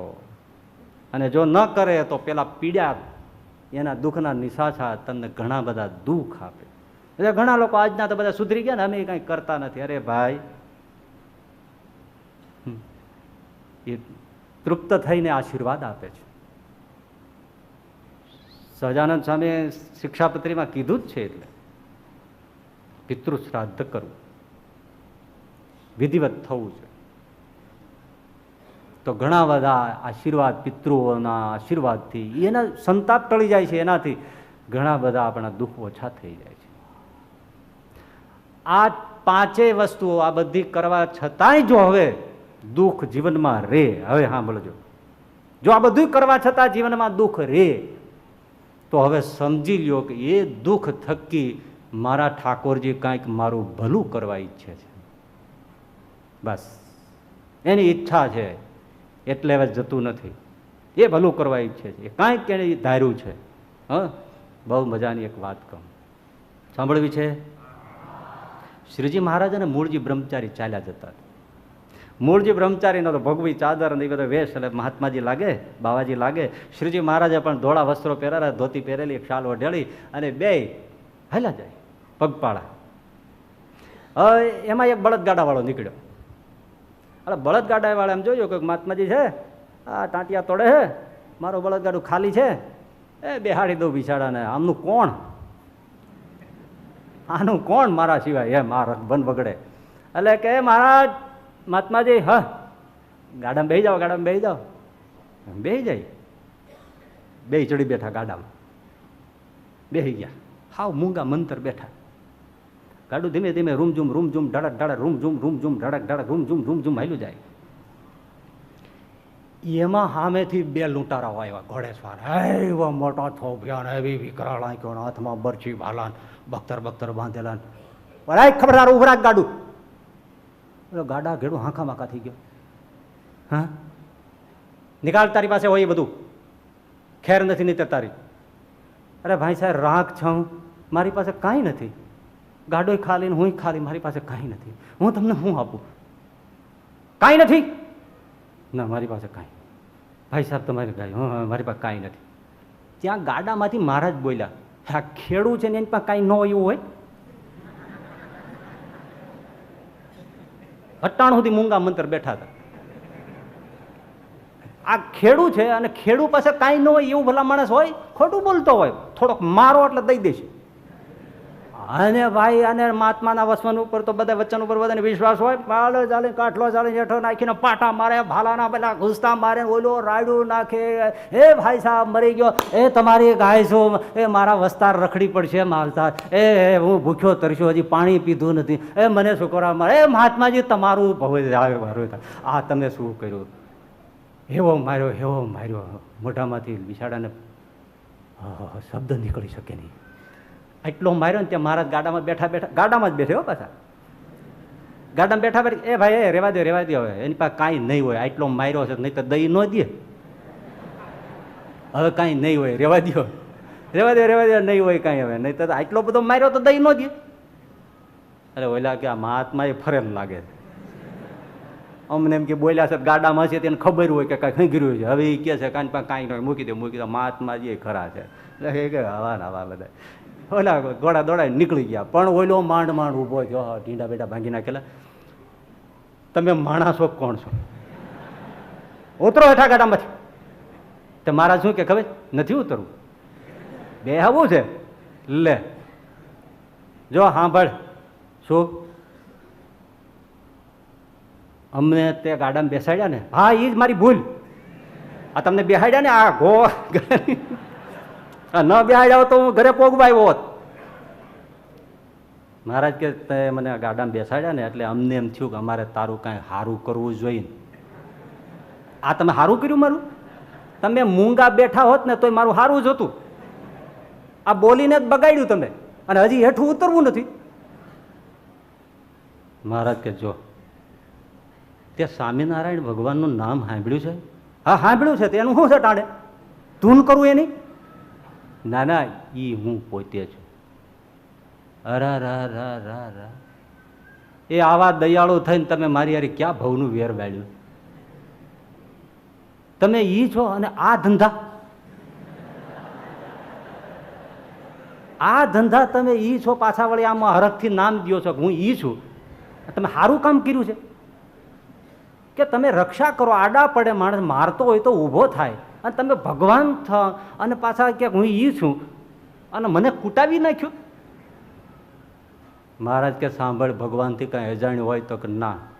તો અમે ગાડામાં બેસાડ્યા ને, મેં જોયું થોડા વખતમાં તારા જ કુટુંબના પરિવારના લોકો અધિકારીઓની કાન ભંભેરણી કરી તને જેલમાં પૂરી, તારો ગામ ખેતીવાડી ખોરડા બધું લૂંટી તને જેલમાં કાયમી નાખી દેવાની પેરવી કરવાના છે, અને તારા બૈરા છોકરા બધા બેહાલ થઈને રખડીને ભૂખ્યા મરી જવાના છે. આ દુઃખ આવવાનું હતું. એટલે મને થયું કે આને અમને બેસાડ્યા ગાડામાં, તેનું કાંઈક સારું કરવું જોઈએ ને, એટલે આ થોડો માર ખવડાવીને તને જેલ ખાનું છોડાવી દીધું છે. આ મેં તારું ભલું કર્યું છે. થોડો માર પડ્યો છે, સહન કરી લેજે, પણ હવે એ લોકો પેરવી કરશે પણ ફાવશે નહીં. જા દીકરા, આ તને મારા આશીર્વાદ છે. પેલો પગમાં પડી ગયો મહારાજ. તો એ જ તો અમે તારું ભલું કરવા માંગતા હતા. હવે આપણને સમજાય નહીં ત્યાં સુધી કેમ ગળે ઉતરે ભાઈ? એને તો ખુલાસો કર્યો, આપણને તો કોઈ ખુલાસો કરવા આવે નહીં. એટલે એક વસ્તુ છે, બધું કરીએ ઉપાયો છતાંય દુઃખ ન મટે તો એ દુઃખ આપણા ઠાકોરજીની ઈચ્છાથી ભલા માટે છે. અને ભાઈ દુઃખ છે ને એ બહુ જરૂરી છે જીવનમાં. જીવનમાં દુઃખ જરૂરી છે. આપણે સ્વીકાર નથી કરતા, પણ દુઃખ જરૂરી છે. એક ભગત હતા ને, ખેતીનો ધંધો, પણ હવે એને કોણ જાણે શું મનમાં વિચાર આવી ગયો ને, તે પછી ભગવાનને માંડ્યા થોડા લેવા માંડ્યા કે તું ઠાકોરજી તારા હાથમાં બધું, એટલે મારે તને કાંઈ વિશેષ કહેવાય નહીં, તારાથી ઉપર કોઈ નહીં, પણ તને આવડતું નથી, તારામાં અકલ નથી, અમારે જેવાને કાંઈ પૂછતો નથી. આ અમે ખેતીનો ધંધો કરીએ તો ક્યારેક એટલી બધી ટાઈડ પડે, ક્યારેક હિમ પડે, ક્યારેક ગરમી પડે, ક્યારેક પૂર આવે, ક્યારેક વાવાઝોડું આવે. આ બધી ઉથલ પાથલ તે તને હરખું ચકડું ફેરવતા આવડે છે કે નહીં? બધું હરખું હાંકતા તને વાંધો શું આવે છે? ત્યાં રોજ ભગવાનને માળાઈ કરે અને પાછો ખેતરમાં બેઠો આવી રીતે ભગવાનને ગગલાવે. તે ભગવાન એકવાર પ્રગટ થયા, શું ભગત તમે આ સ્તુતિ આદરી છે, કંઈક બીજી સારી સ્તુતિ સંભળાવો ને. તો કે આ માથાકોટ કરીને થાકી ગયો, માળા કરીને કેટલા દોરા બદલાવ્યા, અને તોય તમને આવડતું ન હોય તો અમારે જેવાને ખેડૂતની સલાહ લ્યો. ન ઉપર જોઈએ ત્યારે ટાઈટ આવે, વાવાઝોડું આવે, બધા આંબે મોર લટકતા ભૂભૂ કરીને બધું હેઠું નાખી દો. આ બધા ધંધા કરવાની તમારે જરૂર શું છે? ઠાકોરજી કે તું મને બહુ ગગલાઈમાં તારો પ્રેમ છે એટલે મને બહુ મીઠું લાગે છે, પણ જા આખા ગામનું તો તને ન સોંપાય, પણ તારું 100 વીઘાનું ખેતર છે ને, તારી મરજી પ્રમાણે એમાં હવામાન રાખજે, જા તને છૂટ છે, તારે જેમ કરવું એમ કરજે, બસ હું એમાં આડો નહીં આવું. શું વાત છે? હા. અને ભાઈ અહીંયા બધું એના ખેતરનું હવામાનનું ચક્કર હાથમાં લઈ લીધું.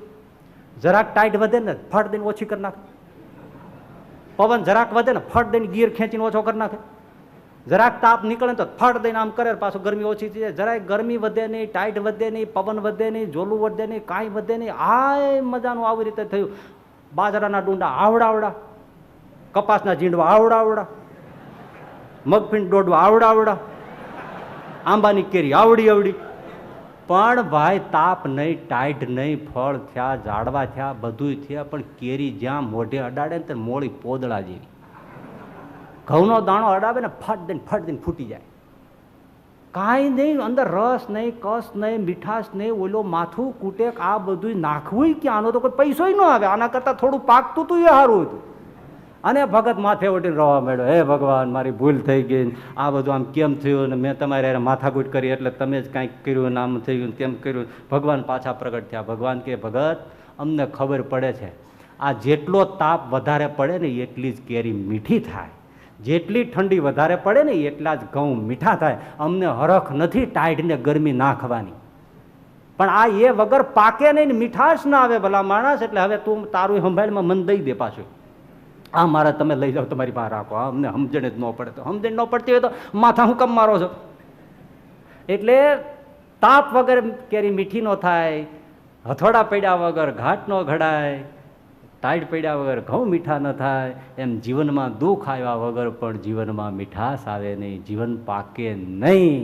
અને પાકવામાં દુઃખ આવે ને ત્યારે જ આપણને ખબર પડે કે આપણે કેવા એકાંતિક છીએ, આપણી નિષ્ઠા કેવી છે, આપણું જ્ઞાન કેવું છે, આપણો આશરો કેવો છે, આપણી ભક્તિ કેવી છે, આપણો પ્રેમ કેવો છે, આપણો અહોભાવ કેવો છે, આપણો દિવ્ય ભાવ કેવો છે. એ આ દુઃખ આવે ત્યારે જ ખબર પડે ને.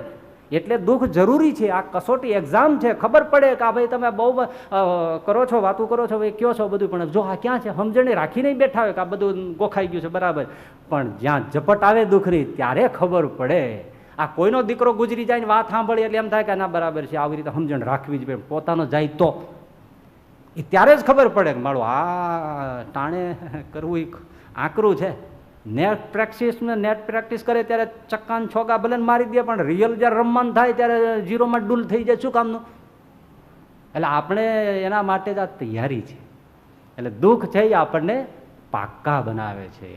બીજી વાત ભાઈ સમજવા જેવી, દુઃખ આપણને આ સંસારમાંથી વૈરાગ્ય કરાવી દે છે. આ એટલા બધા દુઃખ માથે પડે ને, છોકરા પીડે, ઘરવાળા પીડે, વ્યવહારિયા પીડે, પાડોશી પીડે, સંબંધીઓ પીડે, શરીર પીડે, સરકાર પીડે, ચોર પીડે, ત્રાસવાદી પીડે, લૂંટારા પીડે, બધા જાતના બધા પીડે, રોડ ઉપર ફરતો પોલીસે પીડે. બધા જ્યારે દુઃખ આપે ને પછી એમ થાય કે આ સંસારમાં કોઈ દી આવવા જેવું નથી, અને આમાં આપણું કોઈ નથી, કોઈનું નથી રે, કોઈ હે ભગવાન તું જ એક છો. નિર્ભય ચરણ છે નાથના, સેવો શ્રદ્ધાએ સંત, સેવો શ્રદ્ધાએ સંત. નિર્ભય ચરણ છે નાથના, સમજો સાર સિદ્ધાંત, સમજો સાર સિદ્ધાંત. નિર્ભયના ચરણ છે નાથના, માટે અવર ઉપાય અળગા કરી, માટે અવર ઉપાય અળગા કરી. સમજો વાત સિદ્ધાંત, સમજો સાર સિદ્ધાંત. નિર્ભય ચરણ છે નાથના. હે ભગવાન તુહી તારા સિવાય અમારો કોઈ નથી. દ્રૌપદીને ક્યારે પુકાર ઉઠે છે કે કોઈ કામમાં નથી આવતું, અને ત્યારે જ દ્વારિકાથી કૃષ્ણ દોડે છે. એટલે દુઃખ આપે છે ત્યારે જ ખબર પડે છે અર્જુન કોણ છે, ભીષ્મ દાદા કોણ છે, ભીમ કોણ છે. એ આ સંકટમાં ખબર પડે છે કે કૃષ્ણ સિવાય મારું કોઈ નથી, શ્રીજી સિવાય મારું કોઈ નથી. એ સમજણ દુઃખ પડે આવું થાય ત્યારે પાક્કું થાય છે ભાઈ, એટલે દુઃખ આપે છે. અને પછીની વાત છે ભાઈ, બહુ મીઠી છે. દુઃખ એટલા માટે આપે છે સમજીને. છોકરું છે ને, તમારા નાના છોકરા હોય ને, પછી એ રમકડા હારે રમતું હોય, માં ભૂલાઈ જાય, રમકડામાં મશગુલ થઈ જાય, પણ એ રમકડું તૂટી જાય એટલે તરત ચીસ પાડે અને દોડીને માં એને બાળકને ખોળામાં લઈને સમજાવે, આશ્વાસન આપે, હેતથી નવડાવે, એને સ્તનથી ધવડાવે, વહાલ વરસાવે. ક્યારે રમકડું તૂટી ગયું પછી જ માં યાદ આવે છે. એમાં સંસારમાં દુઃખ આવે ને ત્યારે ભગવાન ભક્તને સાંભળે છે, અને ત્યારે ભગવાન દોડી અને આપણને એના ખોળામાં લઈ લેવા માટે દુઃખ આપે છે. આવી જા બેટા, મારા ખોળામાં તને બેસાડી છે ને શાંતિ.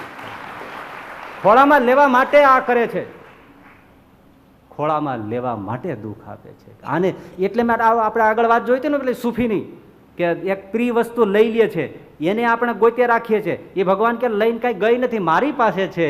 એ વસ્તુ એ દેખાડીને એનું આકર્ષણ પેદા કરાવીને મારી પાસે છે ને, એને માટે તું મારી પાસે આવી, એટલા માટે મેં લઈ લીધું છે, બાકી મારે ખોટ નથી એની. પણ તને મારી પાસે આવવાની એક ઈચ્છા પેદા થાય એટલે હું તને નાના બાળકની જેમ તેડીને મારા ખોળામાં લઈને અખંડ સુખનો અધિકારી બનાવું, એવી ઈચ્છા છે. માટે હું તને થોડું થોડું દુઃખ આપું છું. હવે બોલો છો, કેવી સારી વાત છે. હે, આટલું જેને સમજાઈ જાય ને, એને પછી ભગવાન સાથે કોઈ ફરિયાદ ન ઉઠે. ફરિયાદ ન થાય ભગવાનને કોઈ દિવસ. ફરિયાદ કરવી અને પ્રાર્થના કરવીમાં ભેદ છે ભાઈ, એ સમજી લેજો. પ્રાર્થનામાં આરજુ છે, આરજુ. આપણે દુઃખ સહન ન થતું હોય તો પ્રાર્થના કરવાની, પણ શું કરવાની? હે ભગવાન, અમે પાપ કરી કરીને ખજાના ભર્યા છે, તું દયાળુ છો, હવે તું રહેમ નહીં કરે તો કોણ કરશે? તારો એક આશરો છે, અમે પાપી છીએ, અધમ છીએ, ગમે તેવા છીએ. એ પ્રાર્થના છે, આરજુ છે. પણ ફરિયાદ શું છે? અમે આટલો એટલો સત્સંગ કર્યો, આટલું એટલું દાન કર્યું, આટલું એટલું સાધુના ધોતિયા ધોજન ફાડી નાખ્યા, અને હવે તમે અમારી સામું ન જોવો તો અમારું આ બધું ગયું, કરેલું બધું ક્યાં ગયું? અમે તો આ દુનિયાનું ખોયું, પરલોકનું તો કાંઈ દેખાતું નથી, તો તમને દયાળુ કેવી રીતે કહેવાય? હું જે એક હાથમાં આવું છું, તમને આમાં શું હવાદ આવે છે, ક્યારે તમે દયા કરશો? એ જે જાળીના હરિયા પકડીને ગગલાવીએ ને, એ ફરિયાદ કહેવાય. 21 પદયાત્રા પૂરી થઈ ગઈ તો હજી તમે મારું ઠેકાણું નથી પાડ્યું, એને ગગલાવ્યા કહેવાય. એને શું કહેવાય? શું કહેવાય? ફરિયાદ કહેવાય. શું કહેવાય? હા, ફરિયાદ ન કરાય, પ્રાર્થના કરાય.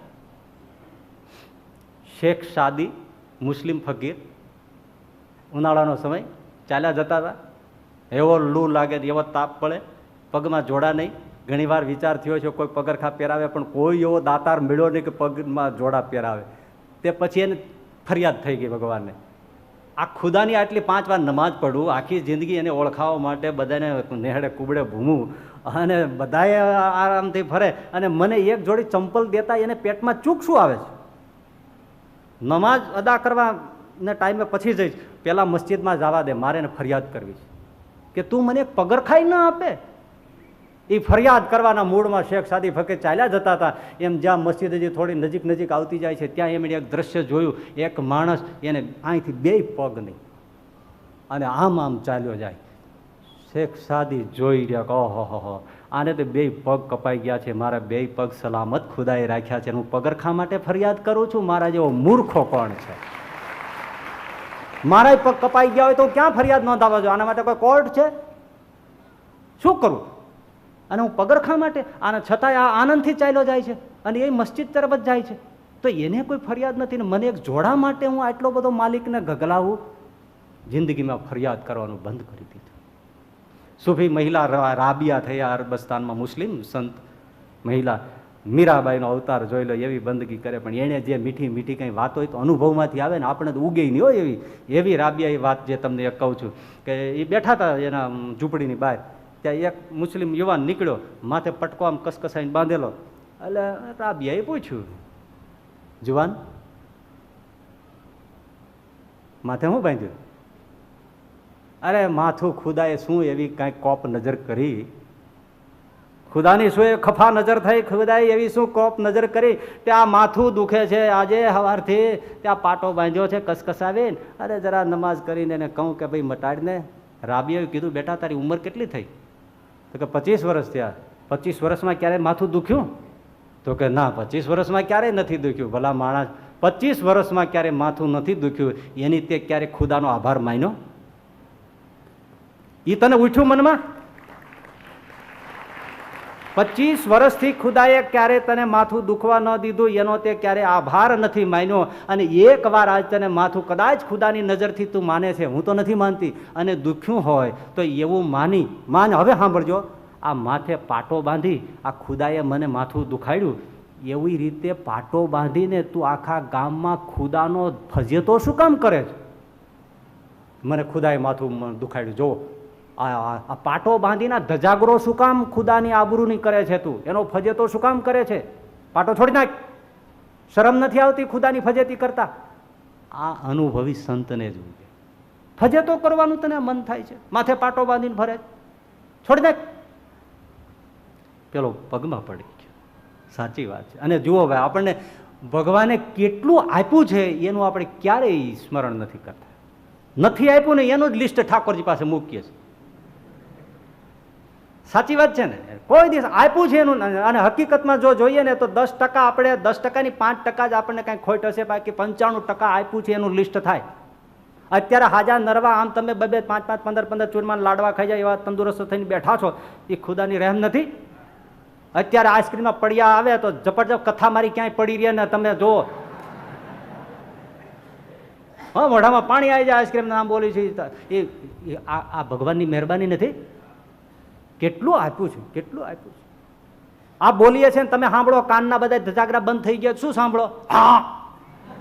હા, શું કરો? અમે એક જગ્યાએ ગાડી લઈને જતા હતા ને, તેમાં એક જણ ઉભો હતો, તેમાં રસ્તો પૂછ્યો. હવે એ હાવ જીભ જ નહીં, મૂંગો. એટલે અમે કર્યું, અમારે શું સમજવું? હવે એને ઘણું બોલવું છે. દાંતનું ચોકઠું ન ખાવા જાવ ને 1500-2000 રૂપિયા લે, આપણને મફત આપ્યું છે, પણ કોઈ દી આભાર માન્યો? અને દાડમ કળી જેવા દાંત છે, જો કેવા સરસ મજાના ગોઠવા છે, ઘણા કેવા ગમાણિયા હોય, એક આમ હોય ને આમ હોય. મને એમ થાય કે બ્રશ કેમ કરતા છે? અચ્છા, તો આભાર નથી માનતા? બોલો. મોતી જેવી આંખો આપી છે, અંધારે અધગાવ નાખી નજરું પૂગે, કેવી, છતાંય કોઈ દિવસ આપણે આભાર નથી માનતા. દુઃખ આવે ત્યારે ધજાગરો કરીએ છીએ, ફરિયાદ ન કરે. મૂળ સમજણની વાત છે. એટલે એક સાધુ પાસે એક જણો જઈને દુઃખના રોદડા મીંડો રવા. એટલે સાધુ કે ભાઈ તારું દુઃખ તો બધું બરાબર છે, પણ મટશે, સારું રાખ, મને એક મુઠ્ઠી મીઠું લઈ આવી દે. એટલે ઓલો મીઠું લઈ આવ્યો. સાધુ એને ઝૂંપડીમાંથી એક કટોરો પાણી લઈ આવ્યા. એને કીધું બેટા આમાં એ મૂઠું, એક મુઠ્ઠી મીઠું નાખ. એટલે નાખ્યું. સાધુ આંગળે હલાવ્યું, પી જાજી. કેવું લાગે છે? અરે મારા ખારું ખારું ઊહ જેવું છે, દરિયો આની આગળ મોડો, એવું ખારું છે. એમ ને? મૂકી દે. વાત જોજો ભાઈ, મૂકી દે.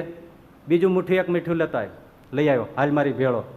તળાવને કિનારે લઈ ગયા. તળાવ તો કેવડું મોટું હોય, આમાં નાખી દે મુઠ્ઠી મીઠું, નાખ્યું. પછી સાધુ લાકડી હલાવીને પછી ક્યાં પી જઈ. કેવું છે? મારે એવું ને એવું છે. મીઠું તો તે એક મુઠ્ઠી આમાંય નાખ્યું ને એક મુઠ્ઠી ઓલા વાઈટ કેમાંય નાખ્યું, તો પેલું ખારું ઉખ થઈ ગયું ને આ તો એવું ને એવું મીઠું કેમ? તો કે મારા તળાવ મોટું છે ને એટલે. સાધુ કે ભલા માણે તારી સમજણ વાટકા જેવી છે ને એટલે તને દુઃખ લાગે છે. તારી સમજણ નાની વાટકા જેવી છે, તું મોટી તળાવ જેવી સમજણ કરે તો પછી બધું કાંઈ બધું મીઠું જ છે. સમજણ વધારતા નથી. આ વાટકા જેવી સમજણ થઈ ગઈ, વાટકા જેવા દિલ થઈ ગયા. એટલે જે મળ્યું છે એનો આભાર હોય, પણ ફરિયાદ નહીં. છતાંય દુઃખ સહન ન થતું હોય તો પ્રાર્થના કરાય, પણ ફરિયાદ નહીં, ફરિયાદ ન કરાય. પણ ઘણાના સ્વભાવ જ બહુ ફરિયાદ જ કરી રહ્યા છે. જેના ઘરવાળા હારે કાંઈક ટક્કર થાય ને તો આવા ઘરવાળા ક્યાંથી ભગવાને ભટકાડ્યા? એ ભગવાને નથી ભટકાડ્યા, તું ગોતીને લઈ આવ્યો છો. તારો બાપ ના પાડતો હતો કે આ ભીંગળી આંખી વાળી લાઈમાં તું, આની આંખો છે ને બિલાડી જેવી છે, તું લાઈમાં. પણ તોય તો કે ના જોઈએ તો આજ જોઈએ, નહીતર હું તો ભાંસો ખાઈને મરી જઈશ. તે મર. દરિયાને કિનારે ઉગ્યો મોહબ્બતનો છોડવો, બોલ મારે કેને કેવું? તારા બાપાને કે? અમારા હું કાં ઠાકોરજીના અમારા લોહી પીશો?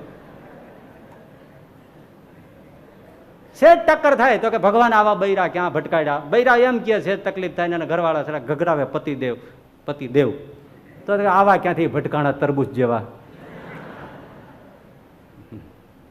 છોકરા રે સેજ ટક્કર થાય તો કે આવા દીકરા ભગવાને ક્યાં ભટકાડ્યા. તબિયત સેજ બગડી જાય તો ભગવાન કેમ કઈ દયા કરતા નથી. ફરિયાદ ફરિયાદ અને ફરિયાદ. એક જણો એના મિત્રને કહે અર પેલો કે શું છે આટલું બધું? આ ભીંડાનું શાક. ભીંડાનું શાક ખાઈ ખાઈ ખાઈ ખાઈને હું હવે થાકી ગયો છું, મરી ગયો છું. બસ રોજ ભીંડો રોજ ભીંડો રોજ ભીંડો રોજ ભીંડો. સાંભળીને કંટાળો ચડે છે ને. હવે ઓલાને ખાઈને બિચારાને થઈ ગયો રોજ ભીંડો કે રોજ. હવે બસ કંટાળી ગયો છે. એટલે ઓલાને બહુ દયા આવી કે આટલો બધો ત્રાસી ગયો છે, હકીકતમાં ભીંડા સિવાય કાંઈ નહીં મળતું હોય.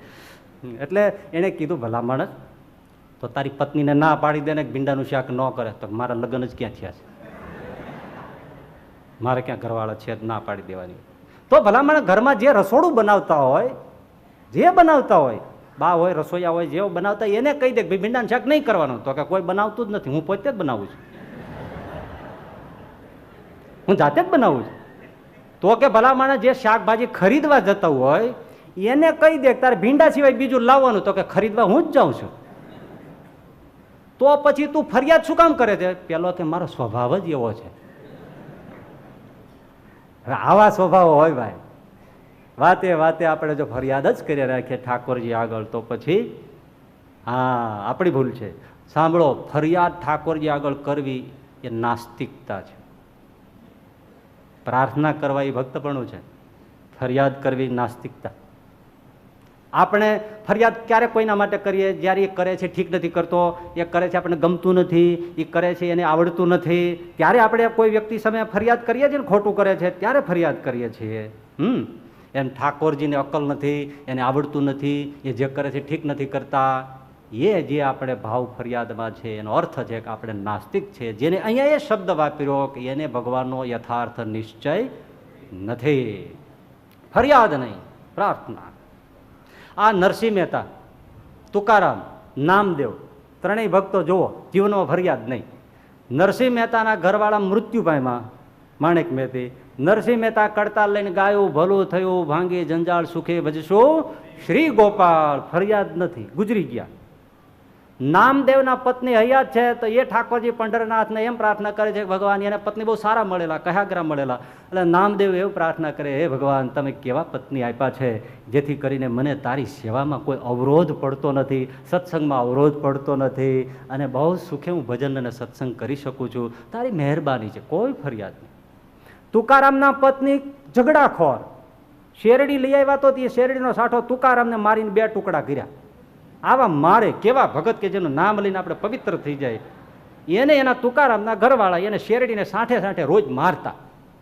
તોય તુકારામ પંઢરીનાથ પાસે જઈને કે હે ભગવાન તારી કેવી મહેરબાની છે, મને તે એવી ભટકાડી છે ને તે બધેથી વૈરાગ થઈ ગયો છે, મને ક્યાંય બંધન રહેવા નથી દીધું. જો હારા હોય તો વળી એમ થાય કે મોહરાય મમતા રહે, મને ઘરે જવું ગમતું નથી, મંદિરને ઓટલે જ બેહી રહેવું ગમે છે, કેવી કૃપા કરી. એકેયમાં ફરિયાદ છે? આ 3 સિવાય તો ચોથું હોતું જ નથી. છતાંય બીજા લોકમાં જુઓ હવે ફરિયાદ જ છે, ફરિયાદ જ છે, ફરિયાદ જ છે. એક જણો એને મિત્રને કે મારા ઘરવાળા રોજ એક નવી સાડી, રોજ સવાર ઉગે ને એક નવી સાડી માગે, રોજ સવાર ઉગે અને એક સાડી માગે. એટલે ઓલો કે એટલી બધી સાડીઓને એ કરે છે શું? તો એ તો આપણે આપીએ તો ખબર પડે ને.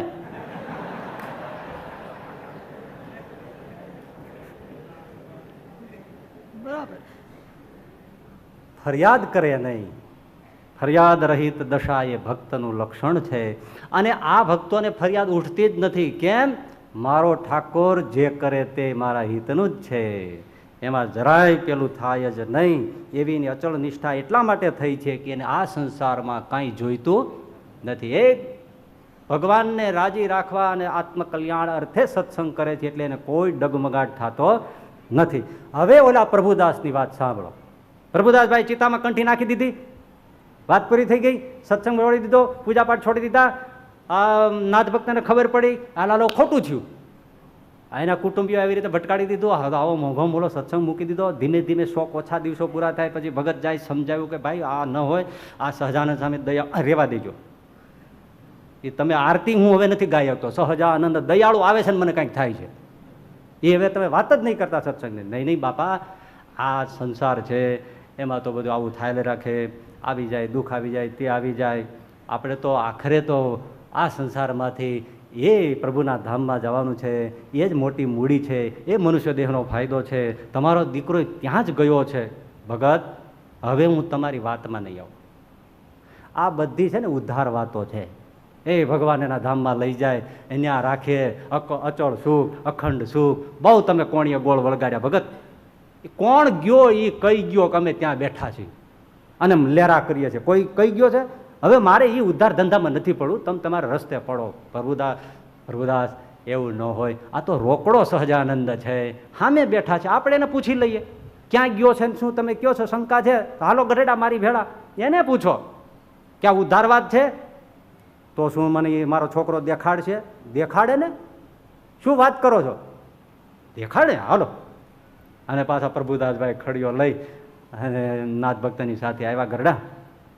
મહારાજ બેઠા છે, લીલુડો લીમડો એ ઢોલિયો બેઠા છે, પગ ઉપર પગ ચડાવ્યો છે, ગુલાબનું ફૂલ સૂંઘે છે, સંતો ભક્તો બેઠા છે. આવો આવો નાથ ભક્ત, આવો આવો. મારો બાપલિયો આવ્યો. ભગવાન ભક્તને જોઈને હરખે, મારો બાપલિયો આવ્યો.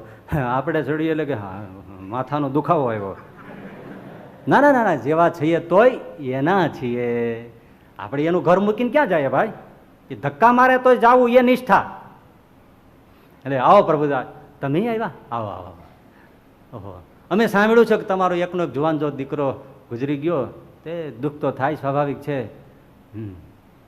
દુઃખની તો વાત મૂકી દો મહારાજ, મારે તો આવવું જ નહોતું. પણ આ નાથ ભક્તે કીધું કે આ રોકડો સહજાનંદ છે, આ દીકરો અચળ સુખ ભોગવે છે, તો તમને દેખાડશે છોકરો ક્યાં છે એ બધું. અને ભગવાનના ધામમાં જ છે. એ સુખ સાચું કે આ સુખ તમારે જોવો છે? દીકરાને તો કોને ન જોવો હોય? હા મહારાજ, દેખાડો તો જોવો છે. લક્ષ્મીરામ દેરાસરી હળવદના બેઠા હતા, ભૂદેવ બ્રાહ્મણ કર્મકાંડી.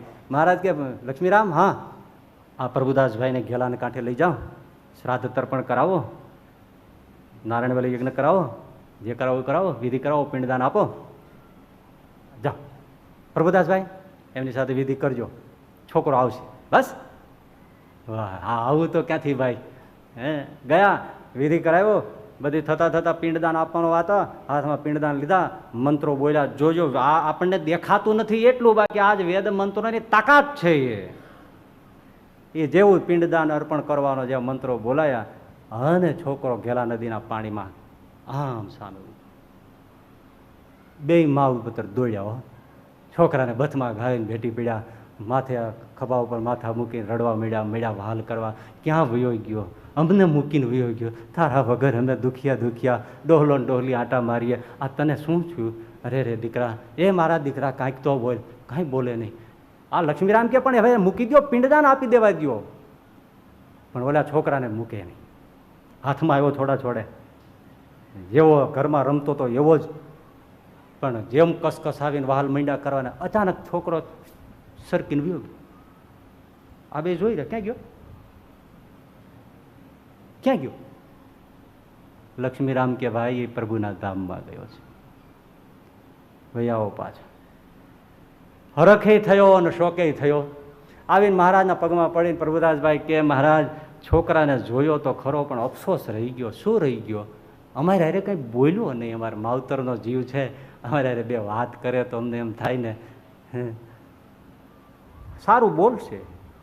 જાઓ, આ વાસુદેવ નારાયણ ઓરડા છે ને, એમાં જઈને બેસો. એ ઓરડા હજી છે, વાસુદેવ નારાયણ ઓરડા. ગરડા જાવ તો છે ને, બેસો ત્યાં. એ પતિ પત્ની બે બેઠા, માળા કરે. એકદમ અજવાળું થયું. છોકરો અવકાશમાંથી ઉતર્યો. એક દિન દોડીને પાસે જવા ગયા ને છોકરો કે ખબરદાર ત્યાં જ રહેજો. શું હાઈ હોય કરો છો? મારો છોકરો શું મંડી પીડ્યા છો? 16 વર્ષ પહેલા હું તમારો દીકરો હતો. તમે મારા દીકરાએ કેટલી વાર થયા છો?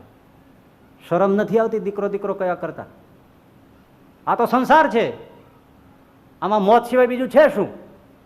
ઘણી વાર ભેળા થયા એમાં મને તમારે પકડી રાખવો છે. હું તો મહારાજના અક્ષરધામની અંદર દિવ્ય સુખમાં આનંદ લઉં છું અને તમે વારે વારે આવું કરો છો એટલે મહારાજ મને અહીંયા મોકલે છે અને મારે નકામું આવવું પડે છે. મને એક ક્ષણ પણ અહીંયા આવવું ગમતું નથી અને અચળ અખંડ સુખને મૂકીને શુક્રવારે મને ધક્કા ખવડાવો છો. અને તમારે એવું સુખ પામવું હોય તો તમે સહજાનંદ સ્વામી આજ કોઈને મળે નહીં, તમને મળ્યા છે એનો આશ્રય કરો અને મારામાં હેત હોય તો આપણે ત્યાં હારે રહેશું. તમારે મારી હારે જ રહેવું છે ને તો એનો આશ્રય કરો, હારે રહેશું. અચળ અખંડ વિનાશી સુખમાં સુખ સુખ સુખના દરિયા. એકદમ છોકરો અદ્રશ્ય થઈ ગયા. છોકરાએ એડ્રેસ આપી દીધું, ખાતરી કરાવી દીધી હું ક્યાં છું, શું છે. એ કહેતા હતા ને કોણ ગયો કોણ કઈ ગયો. અને ચિત્રકેતુને જેમ એના દીકરાએ જ્ઞાન આપ્યું એમ આ પ્રભુદાસભાઈને એના દીકરાએ જ્ઞાન આપ્યું. અજ્ઞાનના પડળ ખુલી ગયા, દોડીને મહારાજના પગમાં પડી ગયા. મહારાજ બહુ દયા કરી, તમે મને શરણે લઈ લ્યો. પ્રભુદાસભાઈ ફરીથી કંઠી ધારણ કરીને સ્વામિનારાયણના આશ્રિત થયા. હવે જોજો, હા હવે ભજન કરે છે. એમાં 6 મહિના થયા ને એમના પત્નીનું અવસાન થયું. ફરી અગ્નિ સંસ્કાર, એ ચિત્તા સળગે. પ્રભુદાસભાઈ બેઠા છે, કુટુંબીઓ આવ્યા.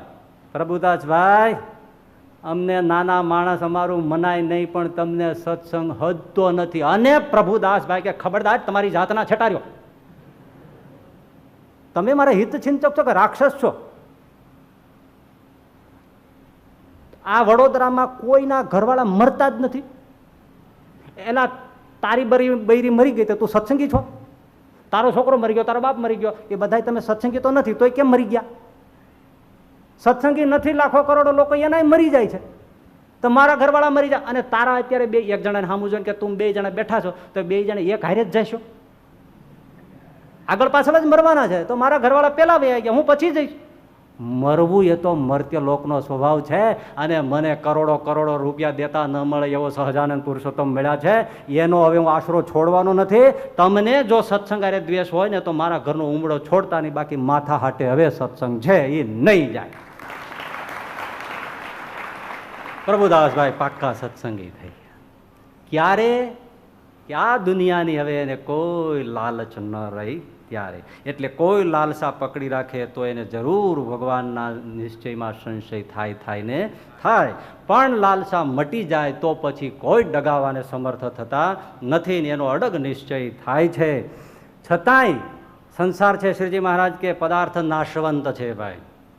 ભગવાન તો સૂળીનું દુઃખ કાંટે મટાડે છે. 2 વરદાન માગી લીધા છે, અમારા આશ્રિતને દુઃખ ન પડવા દઈએ. છતાંય મહારાજે કીધું પદાર્થ નાશવંત છે. અને ઘરમાં 10 માણસ હોય એમાંથી એક બચી ગયો, હે સારા ઘર ही जल गया तो क्या बचा और मैं बच गया तो जल ही क्या गया. આખું ઘર ભલે હળગી ગયું પણ જો હું જ બચી ગયો તો કાંઈ સળગ્યું નથી. એમ મહારાજ કે સમજણ રાખવી. ભગવાન આપણા હિત ચિંતક છે. 3 વસ્તુ નિષ્ઠામાં, જેને હું ભજું છું એ સાચે ભગવાન છે. 2 એ કાળ માયાના નિયંતા છે, સર્વ કરતા છે, ભક્ત રક્ષક છે. 3 હું એનો છું, એ મારા છે. એ નિષ્ઠા જ્યારે બંધાઈ જાય, ક્યારે બંધાય? સકામમાંથી ધીમે ધીમે આપણે સમજણ રાખીને નિષ્કામ થઈએ. એક ભગવાન સિવાય હવે મારે બીજું કંઈ જોઈતું નથી. એટલે પદાર્થની કોઈ લાલસા નહીં, કેવળ પોતાના આત્મકલ્યાણને અર્થે સત્સંગ કરે ત્યારે જ ભગવાનનો અડગ નિશ્ચય થાય છે, અડગ આશરો રહે છે, અડગ નિષ્ઠા રહે છે. આ બધી વાતો છે, ઘણી અઘરી છે, સાંભળીને કહેવી. પણ આપણે શ્રીહરિને પ્રાર્થના કરીએ કે આપણને એવી સૂઝ આપે, એટલી પ્રાર્થના સાથે વિરમું છું. સહજાનંદ સ્વામી મહારાજ.